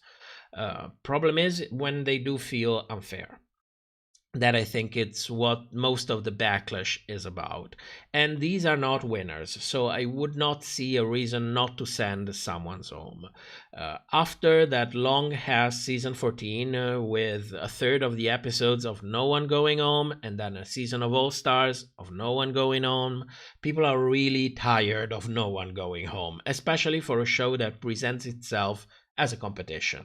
So I just, I'm just like, I would have liked to see more from Darienne and Kasha because they can deliver much more. If you watch any of their live performances, they're available here on YouTube. You can see that they can hold a crowd. They could do a great job. If you have a chance to see them live, by all means, take it. Because they're not getting any younger. At some point, they're going to get tired of what they do. So they won't have that many shows. So grab the chance if you have it. Who is the winner? A lot of people say Jimbo because of the 3 wins. It could very well be. I think, if anything, this episode's kind of cements the idea that he is a clear winner for this season. To me, I don't think so. I think that Jessica is the real winner of this season. I think this is something that was agreed upon way before filming for this season actually began.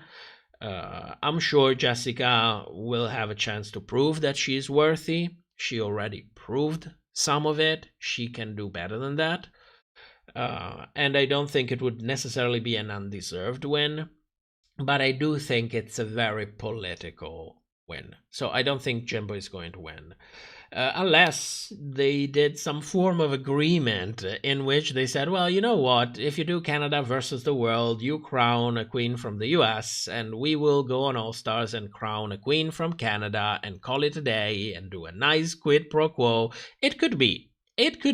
How do you find out? Well, you need to keep watching All Stars. Where, you say? Well, but of course, on fucking Paramount Plus. Or Wow Plus if you are not in the US, because Paramount bought the rights from World of Wonder. So if you are in the US, tough shit. You will have to subscribe to Paramount Plus. Okay, now, Fulani, yeah, I saw your comment. We can talk about it during the Kiki time. Let's take a little bit of a pause, go smoke a cigarette, go to the toilet, grab something to drink. I'm going to vape and grab something to eat. So let's shake it up. Shake it up.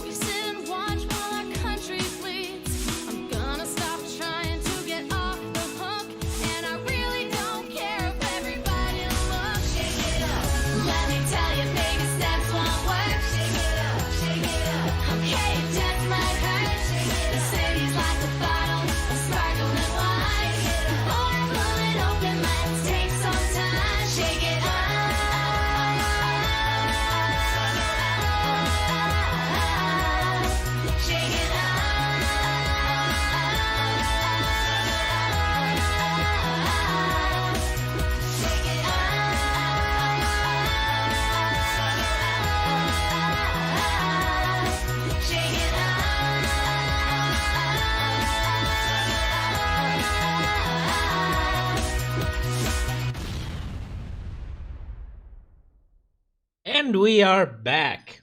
We are back. Let's keep this image in the background because I find it particularly amusing, as you know. Furani, can you please explain why they push Kandy? She is loud with basic performances and runway. I think the hints that she's being pushed, I think they are pretty much in our face. I don't think she's doing particularly well in the competition. She's not doing catastrophically bad. She is just very average. If anything, I found her a little bit less loud than usual. At least compared to what we got used in season 13. I think that the fact that she was safe during that runway, basically wearing a piece of tinfoil and calling it a day, calling it an outfit, I do agree, I do understand the struggle. I cannot sew, and God knows I tried, even for the most basic things, so I do understand everyone's struggle. But I do think that outfit was very much worth it off the bottom. And that was not the first instance. I cannot really recall the first time in which I had this impression that she was kind of being pushed. But I do think there is strong evidence that she is being pushed. She is being pushed, especially compared to queens like Darienne, for example, who, by admission from all of the other queens, has been pushed in the opposite direction. So I do think that the evidence is there. At least it points very strongly to this conclusion. Why is she being pushed? Because she is good television. I think she is just being pushed because she is good television. And God knows that people, despite the fact that the actual numbers of Drag Race are going up, they are going up. The dip happened started after season 9. It went a little bit down in season 10, even more down in season 11. Then we had the effect of the pandemic. So, naturally, more people were consuming media because we were all stuck at home. So it's hard to say what was happening in there. I also think season 12 was really good, but season 13 was not exactly well received. Season 14 had its issues. Season 15 felt incredibly manufactured. So we do know that in general, since the move to MTV, the numbers have been going up. What I do see from the old-time viewers, people like me who have been watching Drag Race for a very long time, but even people who started watching Drag Race around season 8, season 7, season 9, people who had a hint of the logo era of this show, most of them are simply not here anymore. Most of them have tuned out. Most of them don't really enjoy the show anymore. So I do think that that Drag Race has become less entertaining. I've been very vocal about the reason why I think that this is the case, but one of the consequences of this is that you need to typecast to keep a season interesting. This is why I think, for some reason, we had Jimbo on All Stars. All Stars always had queens from the American season. If they wanted to bring queens from other seasons, they could have done a US versus the world. Nobody would forbid them from doing so. World of Wonder has the copyright on Drag Race. They can do whatever the fuck they want. So the fact that Jimbo was pulled in a typical US season for every season of Drag Race US is very, very notable. So I do like Jimbo on Drag Race. I think he's doing amazing. I think he's making this season... He's one of the main contributors in making this season interesting and fun to watch for what I want to get from Drag Race. So I'm not against the fact that Jimbo is in there. I think it was a very smart choice and it certainly worked for me. I do think it was curious. And I think it's the same case for Kandy Muse. They are keeping the season interesting. This is the impression that I have. Damien, what happened? You were rooting for Kandy to get the season 13 win. How could you? I do like Kandy. I do like Kandy. Now, this is not just a physical attraction kind of thing. I mean, I'm a grown grandpa. I can clearly see behind that. And if you cannot, don't worry, it goes off with age. So it's nothing about that. I do appreciate Kandy's candor. Kandy, outside of Drag Race, has been incredibly honest in a way in which I saw very, very few queens be. And she didn't have to do it. She just did it out of their own. So that was the thing that impressed me the most. Now, rooting for Kandy for winning season 13. Yes, she did not absolutely deserve to win season 13 by any stretch of the imagination. I just thought that season 13 was such a shit show that, since you are already doing it, let's put the cherry on top and crown Kandy and call it a day. So it was me being, I don't know, as messy as I can be. It could be, but regardless, I don't dislike Kandy. I don't like it the way I like other queens, that's for sure. But I do think that credit goes where credit is due, and she did something that I've seen literally a handful of queens out of hundreds of them, and she did that unprompted and against her own. She was basically shooting herself in the foot.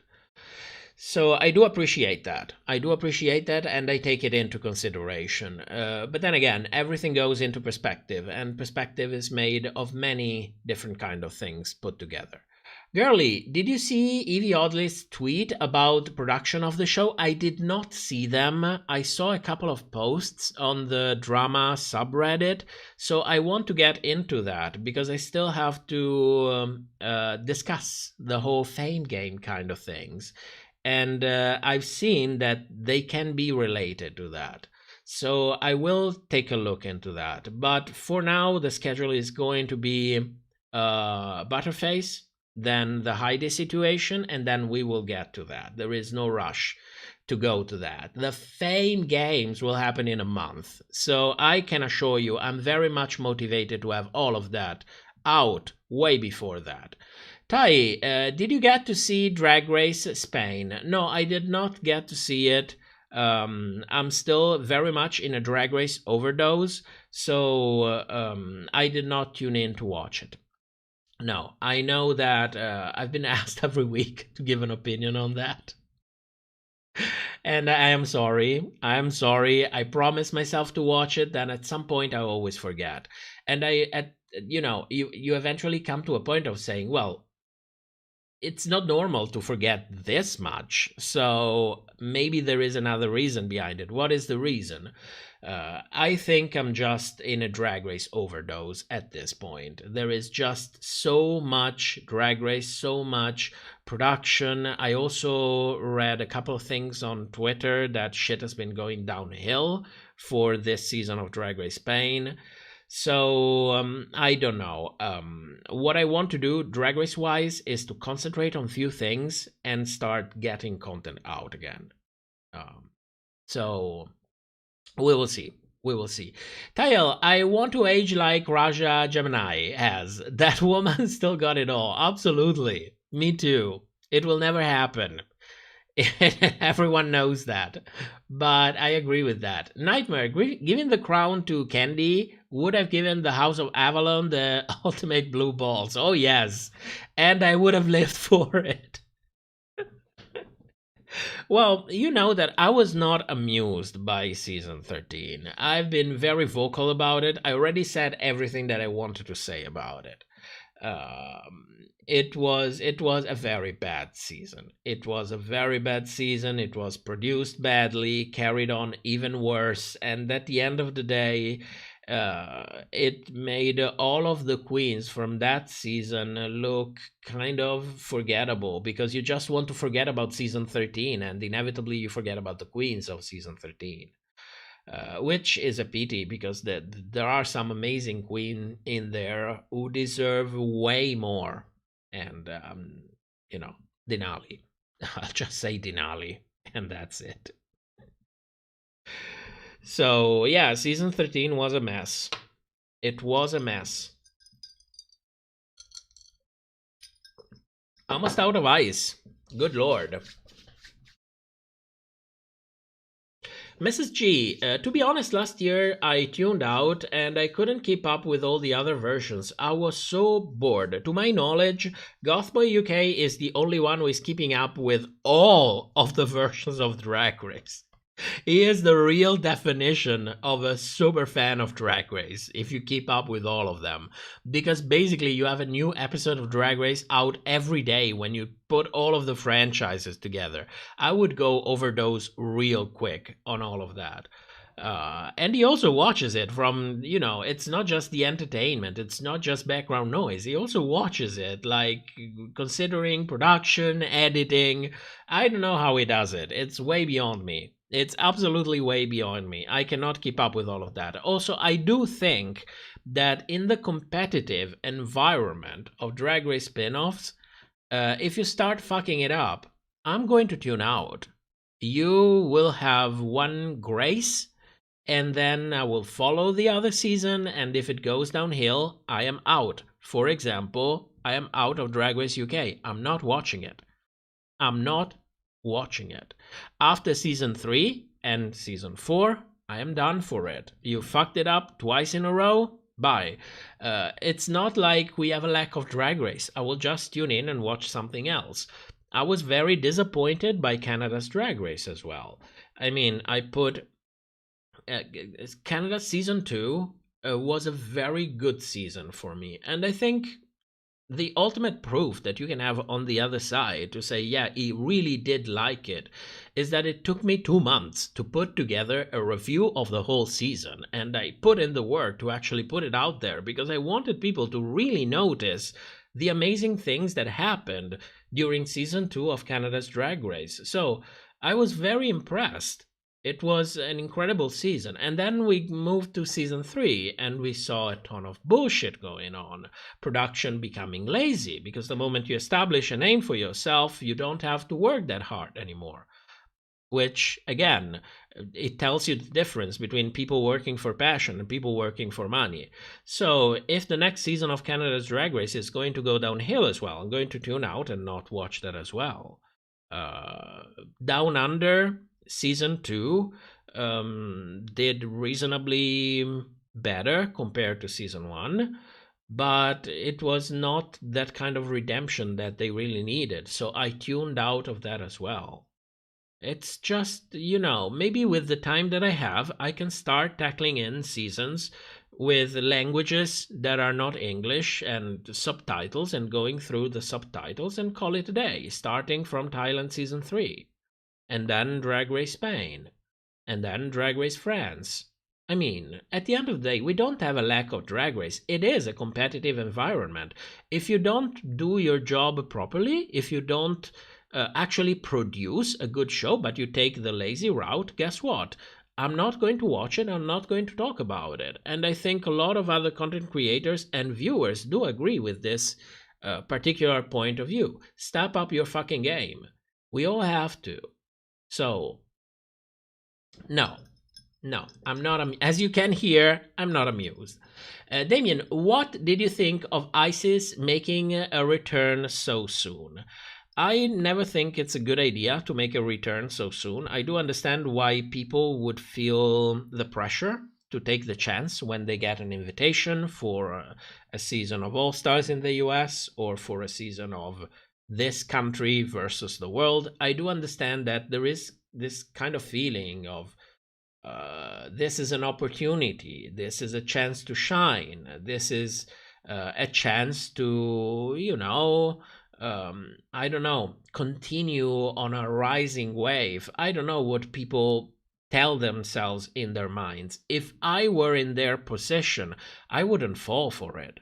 I would wait, because Drag Race is taxing, not only from, you know, a monetary perspective, from a personal and professional perspective, is incredibly taxing. So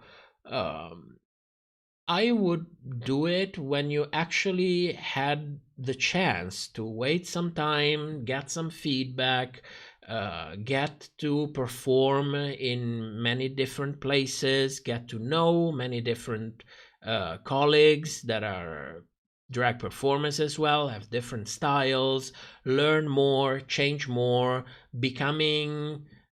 getting closer to becoming the best that you can be, and then present to us an image which shows a clear, very clear difference that will put emphasis on your growth.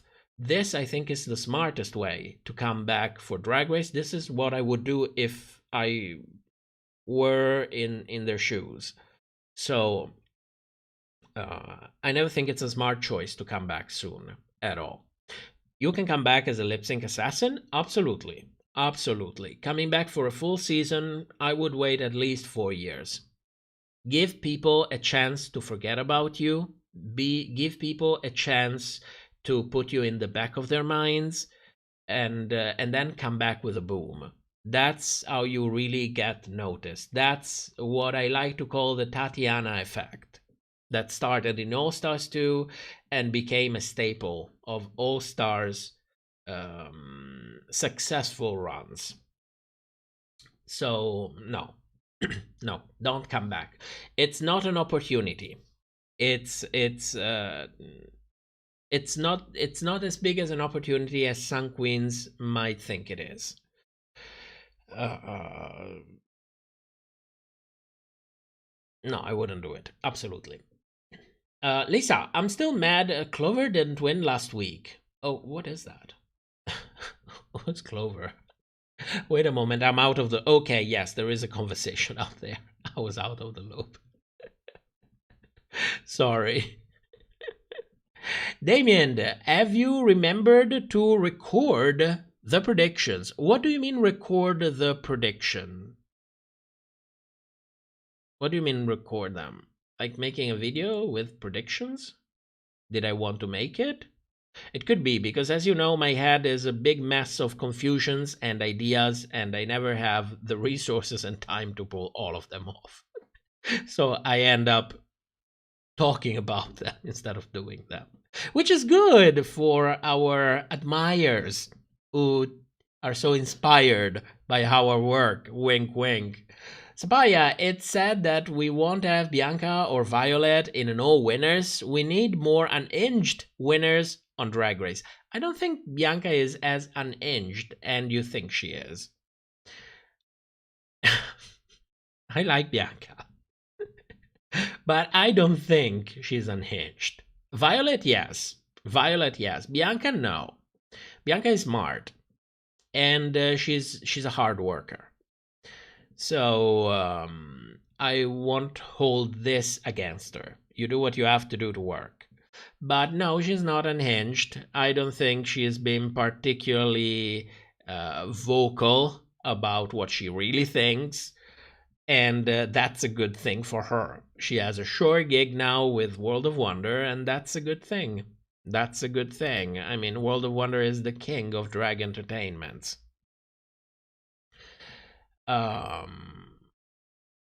Damien, you forgot the predictions every week for season 15. Oh, I did? Well, that could be. I was not particularly invested in season 15 for some reason. No, I did them. But I didn't have... I skipped 2 live streams for this season of All Stars. The first week, which was episode 1 and 2, I did not have a live stream. I added the week after, so it was episode 1, 2, 3, and I did the predictions in there. And then last week I skipped the live stream as well. That's why tonight we had episode 4 and 5, and with some uninformed predictions. Let's call them like that. Which, in a way, they are more fun to me. In a way, they are more fun. I don't think they're necessarily more... No, they are not more accurate, because you cannot be as accurate as when you take into account the casting, when you take into account typecasting, when you take into account representation spots, when you have a clear confessional charts telling you who do they want the audience to connect with. They are not necessarily more accurate. I can tell you that they are more fun. I'm having more fun with having feelings predictions. Let's call them like that. Fulani, Drag Me to Dinner or Queen of the Universe available in your country? If so, have you watched? Well, the country availability is not really a problem if you know how to Google, and I will keep it at that. But no, I haven't watched them. I know that we do have a subsection in on all of this. It's not a good thing. They are not people who I would trust. Do I have some water? Yes. There we go. I'm out of ice, but I still have Brita water. Brita water. It's better than the one that comes out of your sink. And it's not sponsored. It's not sponsored.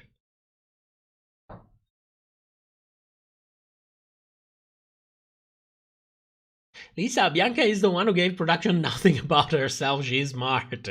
She is smart. Bianca was the edit of season 6. She was amazing. She bent the edit to her favor. And that's impressive. But then again, it's Bianca Del Rio. What do you expect? Taliel, which queens would you like to see in the next All Stars? Jade from season 1. I want to see Jade from season 1. She's not getting any younger, and God knows, Drag Race and drag in general requires a certain amount of stamina. So it's not like you have to be young to do drag. Absolutely not. You can do drag at any age and be very successful with it. But the amount of drag that you can do and the amount of time that you can actually be on a stage, yes, that is age dependent, girl. We all age over time. We become able to spend less and less time talking and entertaining an audience or standing up in heels. It becomes physically taxing, especially depending on your weight. I mean, give these queens a chance to shine, especially those from early seasons. Those queens were pioneers. And I would like all of them, season 1, 2, 3, to be on All Stars at some point, except Carmen Carrera. I don't like Carmen Carrera. Yet, even though she would never come back for All Stars, I do think she would be entertaining to watch. But she's not at the top of my list at all. At all. I want to see Jade again. It's time. And do you remember? Rebecca is a fucking bitch.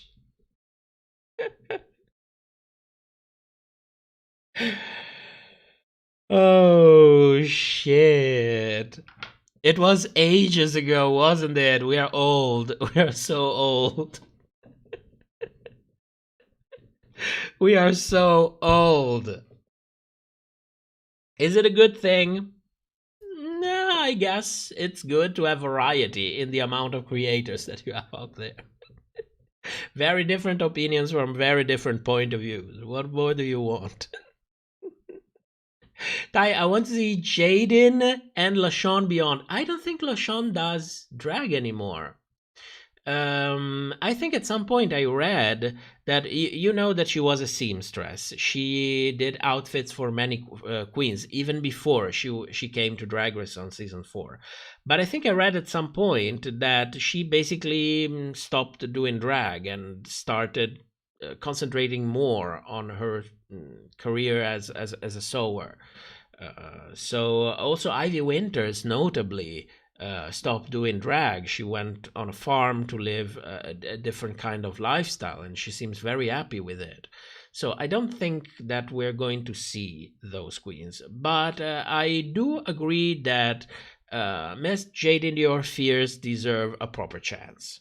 Absolutely, yes. She shined very bright in season 7, but then again, there were so many iconic queens in season 7 that it's difficult to find someone that was forgettable if you don't take into account Kandy who was basically edited out of the whole season, and then again she became a meme because of that, and I like to think that I help with that. Wink wink. Johnny Boy Toy, Data Ritz, or Data Swag, as she went on Twitter for some time. I don't know if she changed her name again. As you know, I'm not the biggest social media users out there. I actually don't like Twitter. I like it even less since the Musky Man took it over. So I don't know. She has been very vocal about not being invited for All Stars. I'm sure that there is more to this story if you have time to dig. But what I remember that what I did notice when I actually saw all of those tweets was that, girl, this is not what you do to get on Drag Race. You do not want to appear problematic in that way. Problematic in a way that means create drama on the show. It's a good thing that will get you cast. But not in that way. You don't want to. It felt like she was kind of, I don't want to say blackmailing, shaming is the right word. It felt like she was kind of trying to shame World of Wonder into casting her for All Stars, and that's not good. No, you don't. You cannot do that. You cannot do that. These people are conducting a very lucrative business. You don't fuck with them if you want to work with them. I mean, I fuck with them. I don't give a shit. But then again, they don't pay my bills. So why should I care? Why should I? But if you are a queen and you want to be on All Stars, you should steer away from all of those stuff. No, you don't do that. You let other people do that.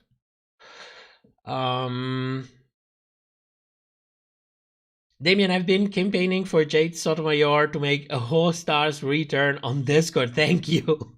Thank you, yes. Yes. Bruce, I want to see an All Stars with the entire cast of a specific season for a redo, just for fun. I think that's a great idea.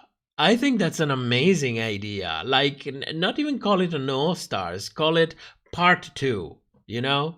Or maybe something even more catchy, but like season 1 part 2, or season 1 the revenge, or however, the comeback, however you want to call it. I think it's a genius idea, and I mean it. I think it's genius. They should definitely do it. And I'll be sure to give you credit if this thing really happens, because you are the first person that I heard suggesting something like that. Tai, she's looking stunning on an Instagram. Oh, you're talking about LaShawn? Sorry, I'm a little behind with the comments. Let me read some other, I go back to that. Fulani, we are old. Being adults in 2009 means we're ancient. I wouldn't call myself an adult back in 2009, but yes. Yes. Johnny Boy Toy, I do not like Twitter. Welcome to the club. Tyle, nobody seems to talk about season 8. Any opinions? Have you seen it again? You mean the Bob Show? Season 8 was officially the Bob Show. No, I haven't seen it again. Most of all because it makes me uncomfortable to see, you know, I don't want it to sound like it's a bad thing. I think I need a little bit more time. Season 8 was a good season. I did enjoy that. I think we could have, survived without the Shade Tree, which of course was cancelled by the time we moved to season 9. I think it was already cancelled halfway through season 8. But no, I don't think no. No. Girly, I would like to see the first winners come back for an all-winner season, but Russia was the only viable option. Well, I do not mind all winner seasons. I think that the last one was not handled exactly well. The idea behind it of having no eliminations, I think it's a winning idea, but it needs to be carried on really well. I would also like to see James, aka Tyra, back on screen if he is healthy and in a good headspace. I would like to see the change in drag. At this point, it's been 13 years, and as you know, to me, it's one of the most appealing aspects of Queens coming back to All Stars. So I would like to see that. I'm certainly incredibly curious about it. I don't know if I would necessarily bring back Sharon. The whole thing has never been properly addressed, at least not to my taste. And as you know, I am the kind of person who will go and check the court records if something goes to court, because I want to see what's really happening in there. So I don't think that her issue was properly addressed. So until that happens, for me, it's a no. Matteo, you should really read Evie's tweets in regard of shitting on who pays your bills. I will. Don't worry, I will. I know that there is something there. Damien, rest in peace, Chi-Chi. Yeah. The Shade Tree was attempted on All Stars 2 also. Was it? Because I don't remember seeing it. I don't remember seeing. Maybe I didn't want to see it. Could be. But no, I think it was a completely failed idea. Completely failed idea.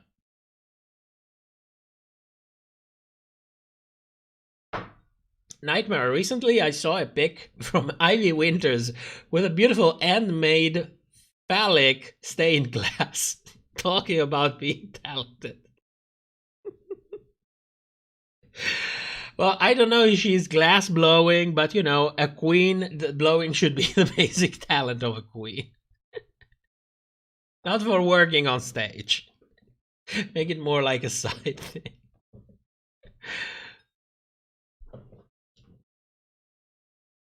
Damien, it wasn't included in the final edit. Where did you get the tea? Would be interesting. Whatever. Evie said that Jada got paid before her for once. It was spicy. Oh, shit. Shit. Yeah, I'll need to check them out. I would be incredibly, incredibly grateful if someone would have the time to actually send a link, message me on Discord and send all of those links. You don't have to, but it would certainly speed up my workload for the channel. I would really appreciate it. So, but I will be checking them out anyway. Not this week, the week after. So, yeah, I will look into that. I know that she went hard on them. She was already pretty pissed after the season of All Winners. She had reasons to be pissed. I wouldn't exactly put her issue on the top of my list of Drag Race issues in terms of priority, but she had good reason to be pissed nonetheless. Funny, I tried to support James, aka Tyra, but it doesn't look good and was really ugly toward Naysha Lopez when she was eliminated.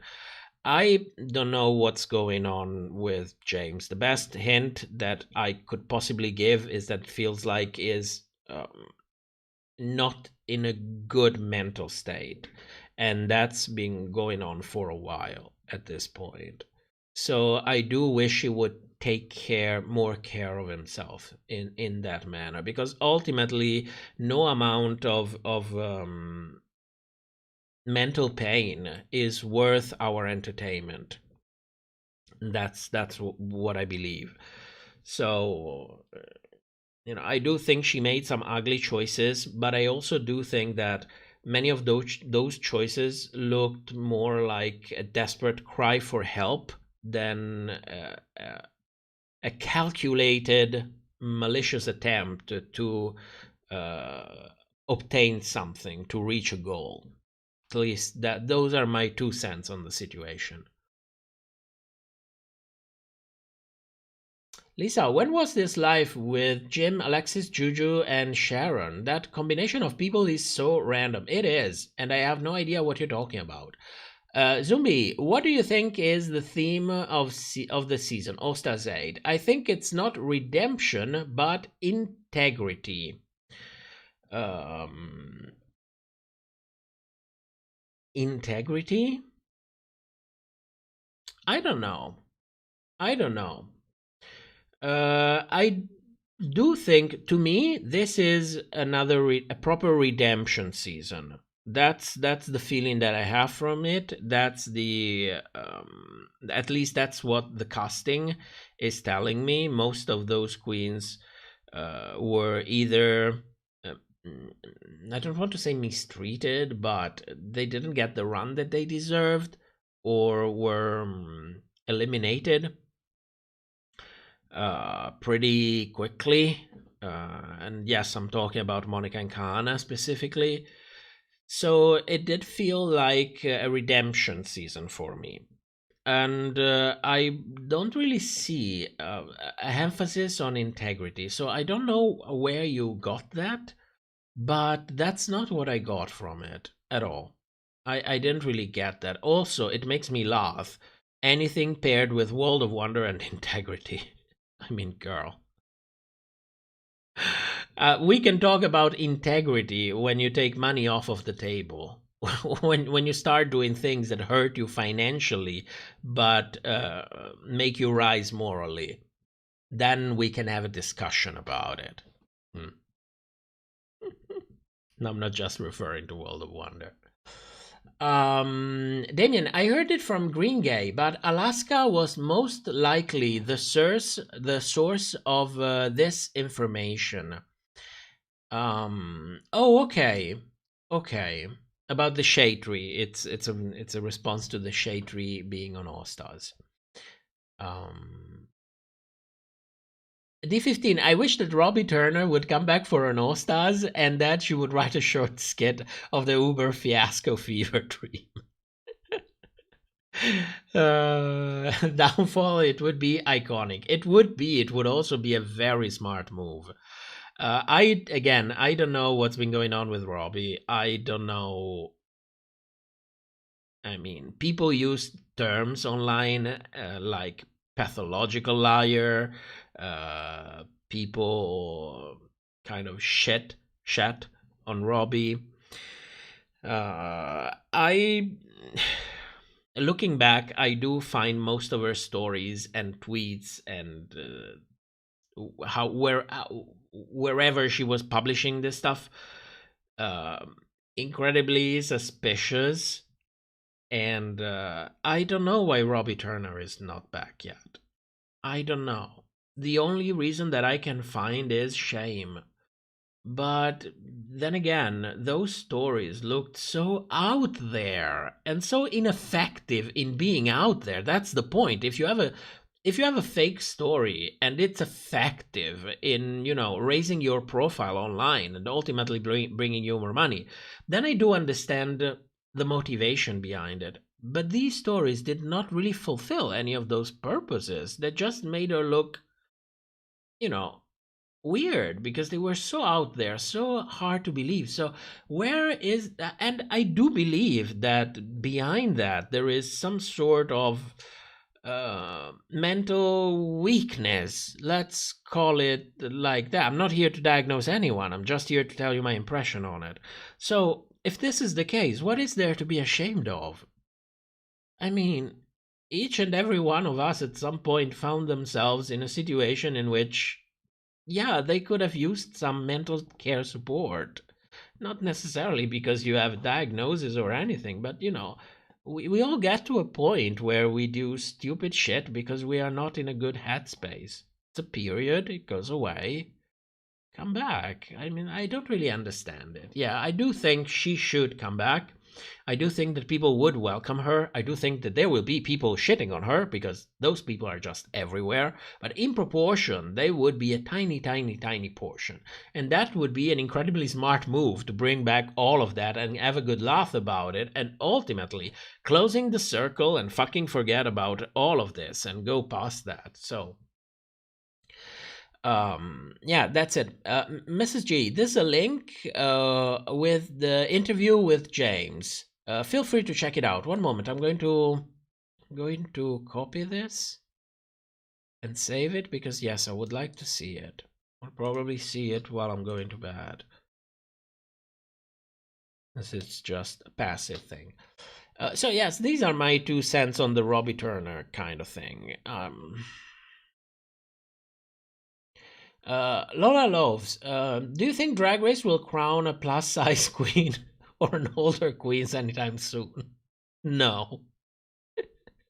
No. At this point, it's just like God knows they try. God knows they try, but somehow it never works out. I think it's just not meant to be at this point. But then again, if you want to crown older queens or plus-size queen, it's not different. It's not difficult, sorry. Cast more of them.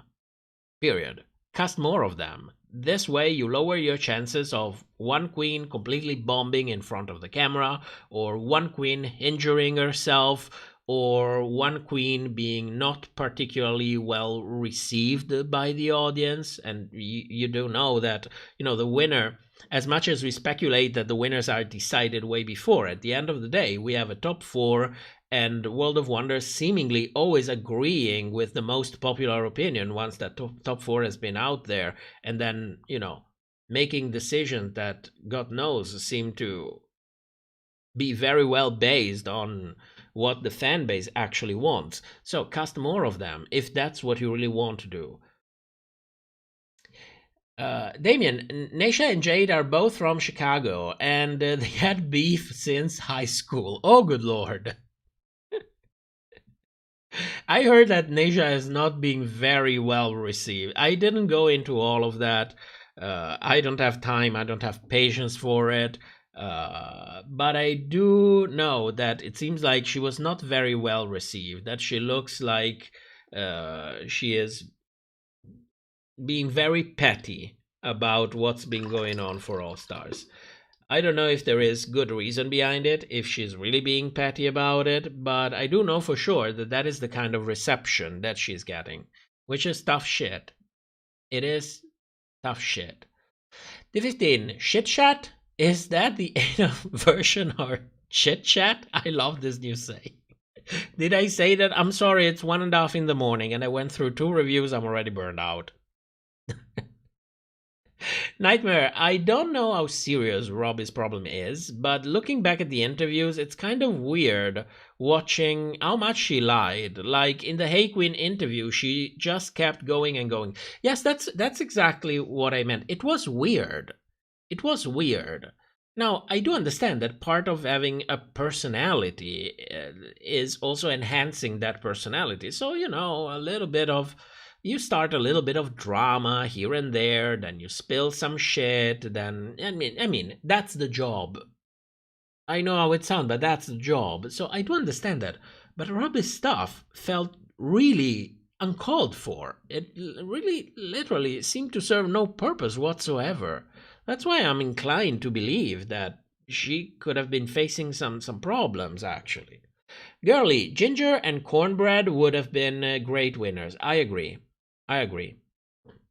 On both instances, 100%. It was unfortunate that Cornbread injured herself, but Ginger was right there. What's the excuse with Ginger? They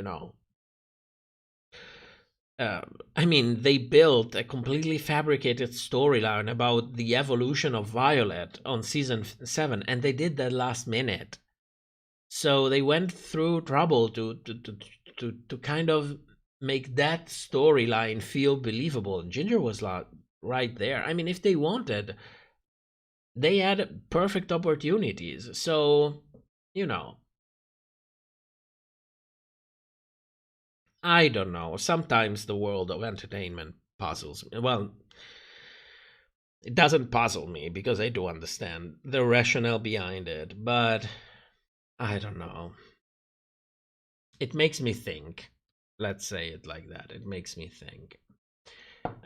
Tai, Evie said that the trans contestants who were barred from being themselves until a few years ago, when they realized how lucrative that representation was in the culture wars. Wait a moment, I didn't read that correctly. Evie said that the trans contestants were barred from being themselves until a few years ago. When there, no, I think there's a verb missing in there.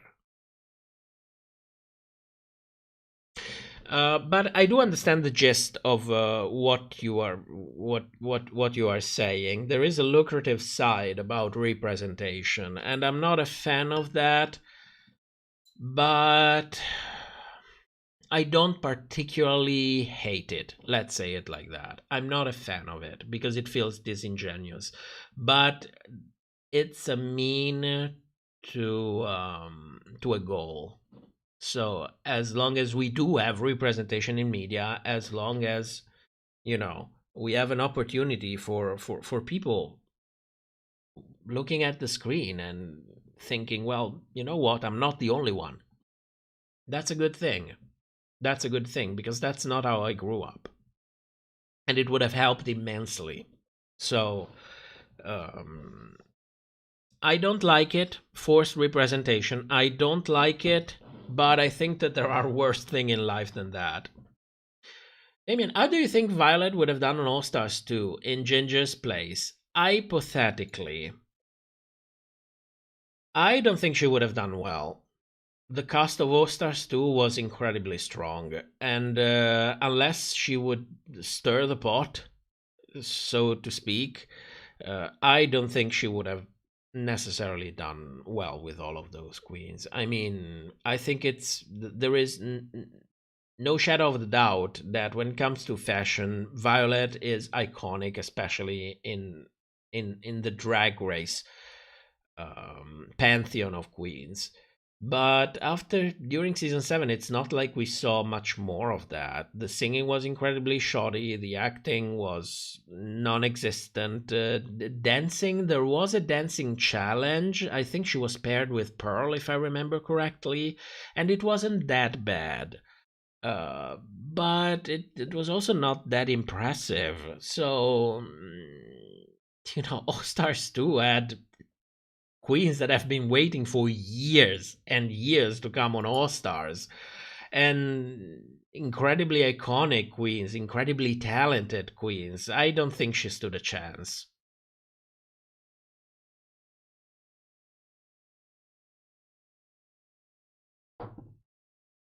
Warehouse.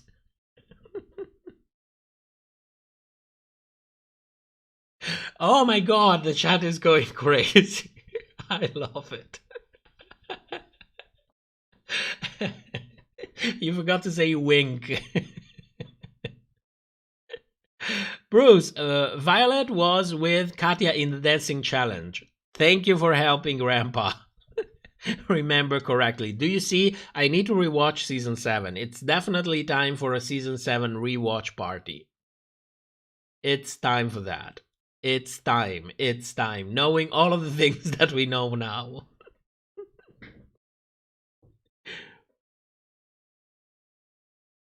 The shade, but yeah, Violet would have not been the greatest against a lot of comedy queens. Yeah, I mean, I don't think it's shady. I think it's just a matter of fact. She was still, Violet was still 21 when she was on season 7. So All Stars 2 was filmed in the same time frame of season 8. So it was oh no, sorry, it was immediately after season 7, but it was aired after season 8, which was a curious choice. So yeah, there was not much room to actually evolve and develop. So I don't think it's shady. Sen, Grandpa, you never learn. I never do. That is true. I never do. Bruce, I don't get the obsession with fashion queens. Drag is about entertainment. Looking good is not the same value of entertainment as comedy and dancing. Yes and no. If we are talking about old style drag, I do agree with you.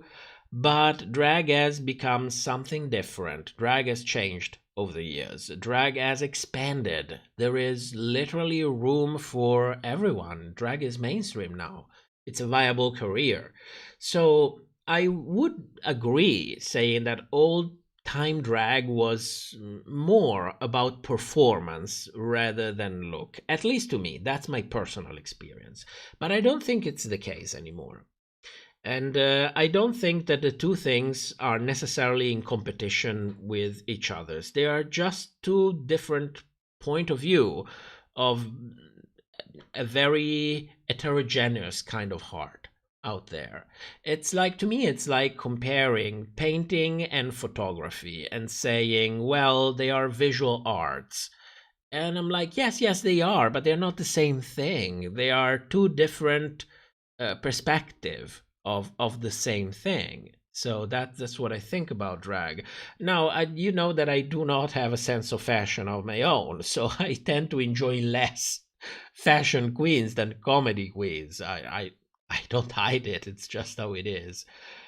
So with that one, I'm with you. I'm way more impressed by a good lip syncing queen, for example, than a queen that comes out looking absolutely fashion forward and using unconventional materials and presenting an incredibly complex concept visually.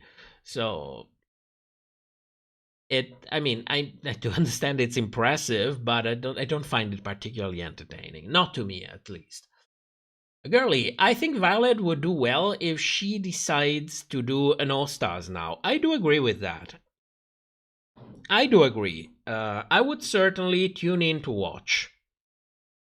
Especially after the shit show that went on with, what was it, the pit stop? Yes, I would watch. I am messy like that. Sen, am I the only one who is getting sick of this season? Like, I'm not finding any entertainment in it, and I'm sick of this season already. I do understand the feeling, but I do find All Stars 8 more entertaining than season 15. I haven't quite put my finger on why that's the case, but I feel incredibly more invested in All Stars 8 than in season 15. Maybe because season 15 was so predictable since the very beginning? I don't know. But I am enjoying All Stars more. Lola, do you feel like runways aren't taking into account with the judging in recent seasons? Do you think that will ever change? Runways, it's not an opinion at this point. After so many seasons of Drag Race, we know for a fact that runways are only taken into account if they go with the narrative. So if the narrative says that you have to go home, then it will be made a point that your outfit doesn't really match for some reason, if it doesn't really match. Or it will be taking into account if you need to have that notch up a little bit in order to win because you are supposed to be a front runner. We don't know that it is a fact, and I don't think it will ever change. And also, from a moral perspective, these queens buy those outfits.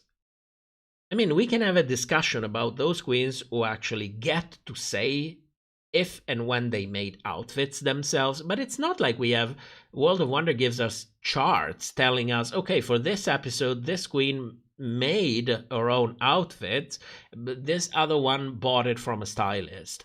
I mean, at the end of the day, what would it even be fair to judge them on their outfit? I would understand the presentation on the runway. Yes, that I would understand, because it's something that you do right there, and it comes down to your ability to actually work with what you have. But an outfit that you buy? No, I necessarily do not agree that it's fair to judge them on what they present on the runway. If it was up to me, I would actually not take runways into account at all. You want to present something based on the kind of impression that you want to make, but you don't need to feel pressured into spending a shitload of money on those outfits, because they don't matter. Period. They matter for the reception that you get, because people can be wowed by something that you're wearing, can be wowed even more if they know that you sew something yourself. But I think it would be incredibly useful to take this burden from the queen's chests and saying, listen, you know what? Runways do not matter. You will not be judged on that. We will comment upon it, but it will not be taken into account for the sake of the competition. I think this could be a more successful formula, and everybody would gain something from it.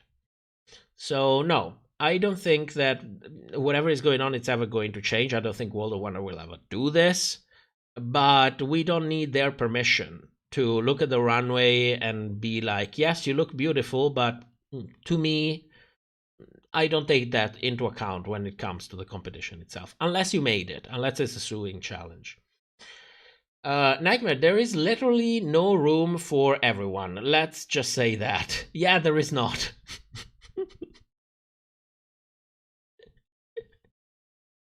You see what I did there? You can thank me later. D15, how do you feel about the dwindling amount of All-Stars lip pumping? This season, only half of the girls got cannon-sized flops. The rest of the girls kept their thin rake-looking lips.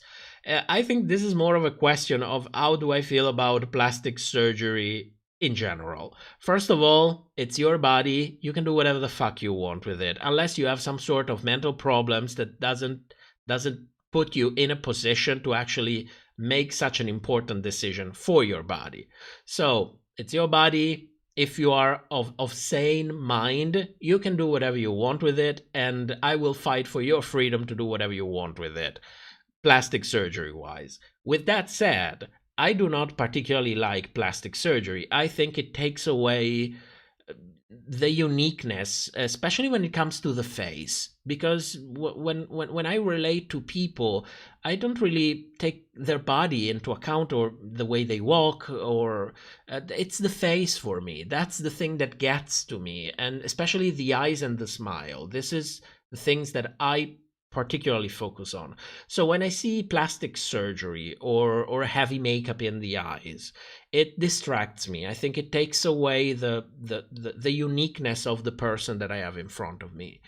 And I personally value that a lot. That's what makes people to me. When they have plastic surgery, it tends to be always the same kind of plastic surgery. Everyone wants to look the same. All of those lips are the same. All of those eyebrow lift, they are the same. The kind of expression that you make when you have Botox on your face, they are all the same. It flattens the personality. So, or this white and perfect teeth that leave no... I mean, smiles are different. So I am not a fan of all of that. I think there was a time in which I liked it, when I was really, really young and impressionable, if you will. But no, I don't like it, and I don't like the fact that today there is a huge pressure into do all of these kind of things. Like, oh, you cannot be an all-star, or you cannot be a media personality if your teeth are not perfectly straight and white as marble. And I'm like, who has that? Who has that it's not fake? I mean, yes, I'm sure that there is that one person in a million with that perfect genetic makeup that makes their teeth look insanely white, and they took insane care of those in their lifetime and never smoked, never drank coffee, never drank tea, never drank anything that could have stained them. And I do believe that there is that one person in a million that has this pearl white smile. That is one person in a million. Normal people don't have that. And if I'm watching reality, especially if I'm watching reality television, I want to see a reflection of myself like everybody else. So, no, I'm not a fan of that. I'm not a fan of the fact that it feels like these queens are pressured to go there. I don't like them. I think it takes away from their personality, and I will never stop being vocal about it. Both because I think it's healthier, and also it's better because they do save money, and also these cosmetic procedures, they have health effects. They're not bad health effects, but they do have health effects. So wearing veneers most of the time implies that your teeth will be grinded down and you cannot come back from that. If you have implants of any kind, they have an expiration date. So if they are breast implants, at some point they will need to be changed. You need to account for that money. You will have to go through that surgery. If you have fillers, fillers move within the body over time, unless they are some sort of grafts, like fat grafts, for example, that can be reabsorbed. Otherwise, they do move. And at some point, you will have to deal with that. You will need the money to deal with that. I think we can just take this big industry and, I don't know, put them in the bottom. Because, yeah, plastic surgery, it's a great thing for some extreme cases.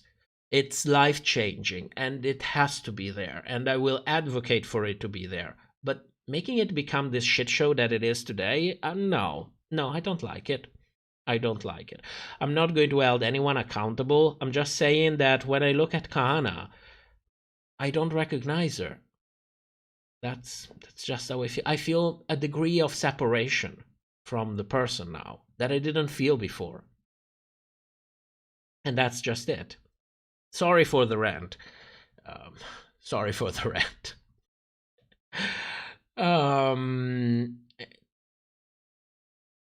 Kai, have you seen the second season of Thailand? Halfway there. Damien, that's because the Golden Shower, wasn't on season 15. Yes, that could be. That could be. I'm basically no, I'm not watching just for Jessica, but she's the highlight of this season for me. Fulani, is it that season 15? We all knew that Sasha would win. Yes, it's that season. Zombie, could it be that could it be said that All Stars 8 is season 13 of All Stars season?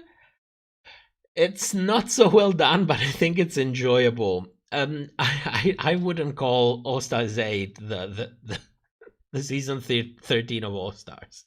Don't forget, we're still at All Stars 1. And never forget Miss Relatable on All Stars 5. And I'm going to keep it at that. I'm going to keep it cute. I already had my rant today. Tayo, the fact that Jada did 98% of her looks in her season, for me, was a great indication that she deserved to win. I do agree with that. Also, Stan Jada Essence Soul. She's the essence of beauty. She's beautiful. She has a fantastic personality, and despite the fame and success, she still feels incredibly genuine, and that is remarkable. And I'm going to keep that as well. Don't worry.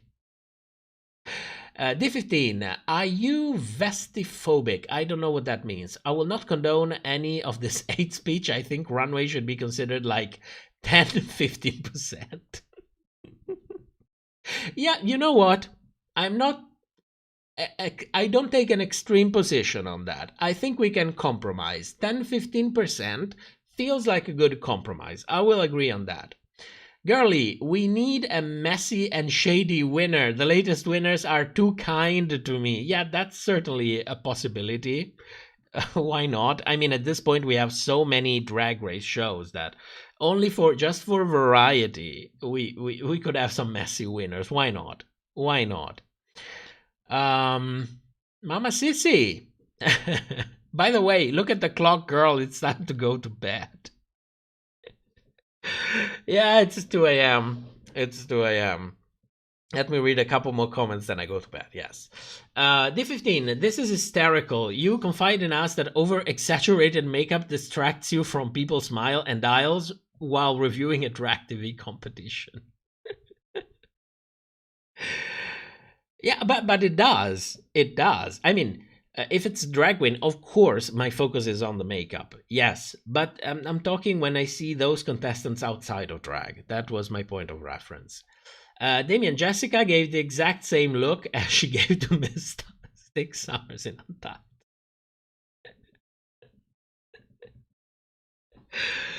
We love Jessica. We love Jessica. And listen to me, she will win. That I'm going to give you my unofficial, unintended, unresearched prediction on that. Jessica will win.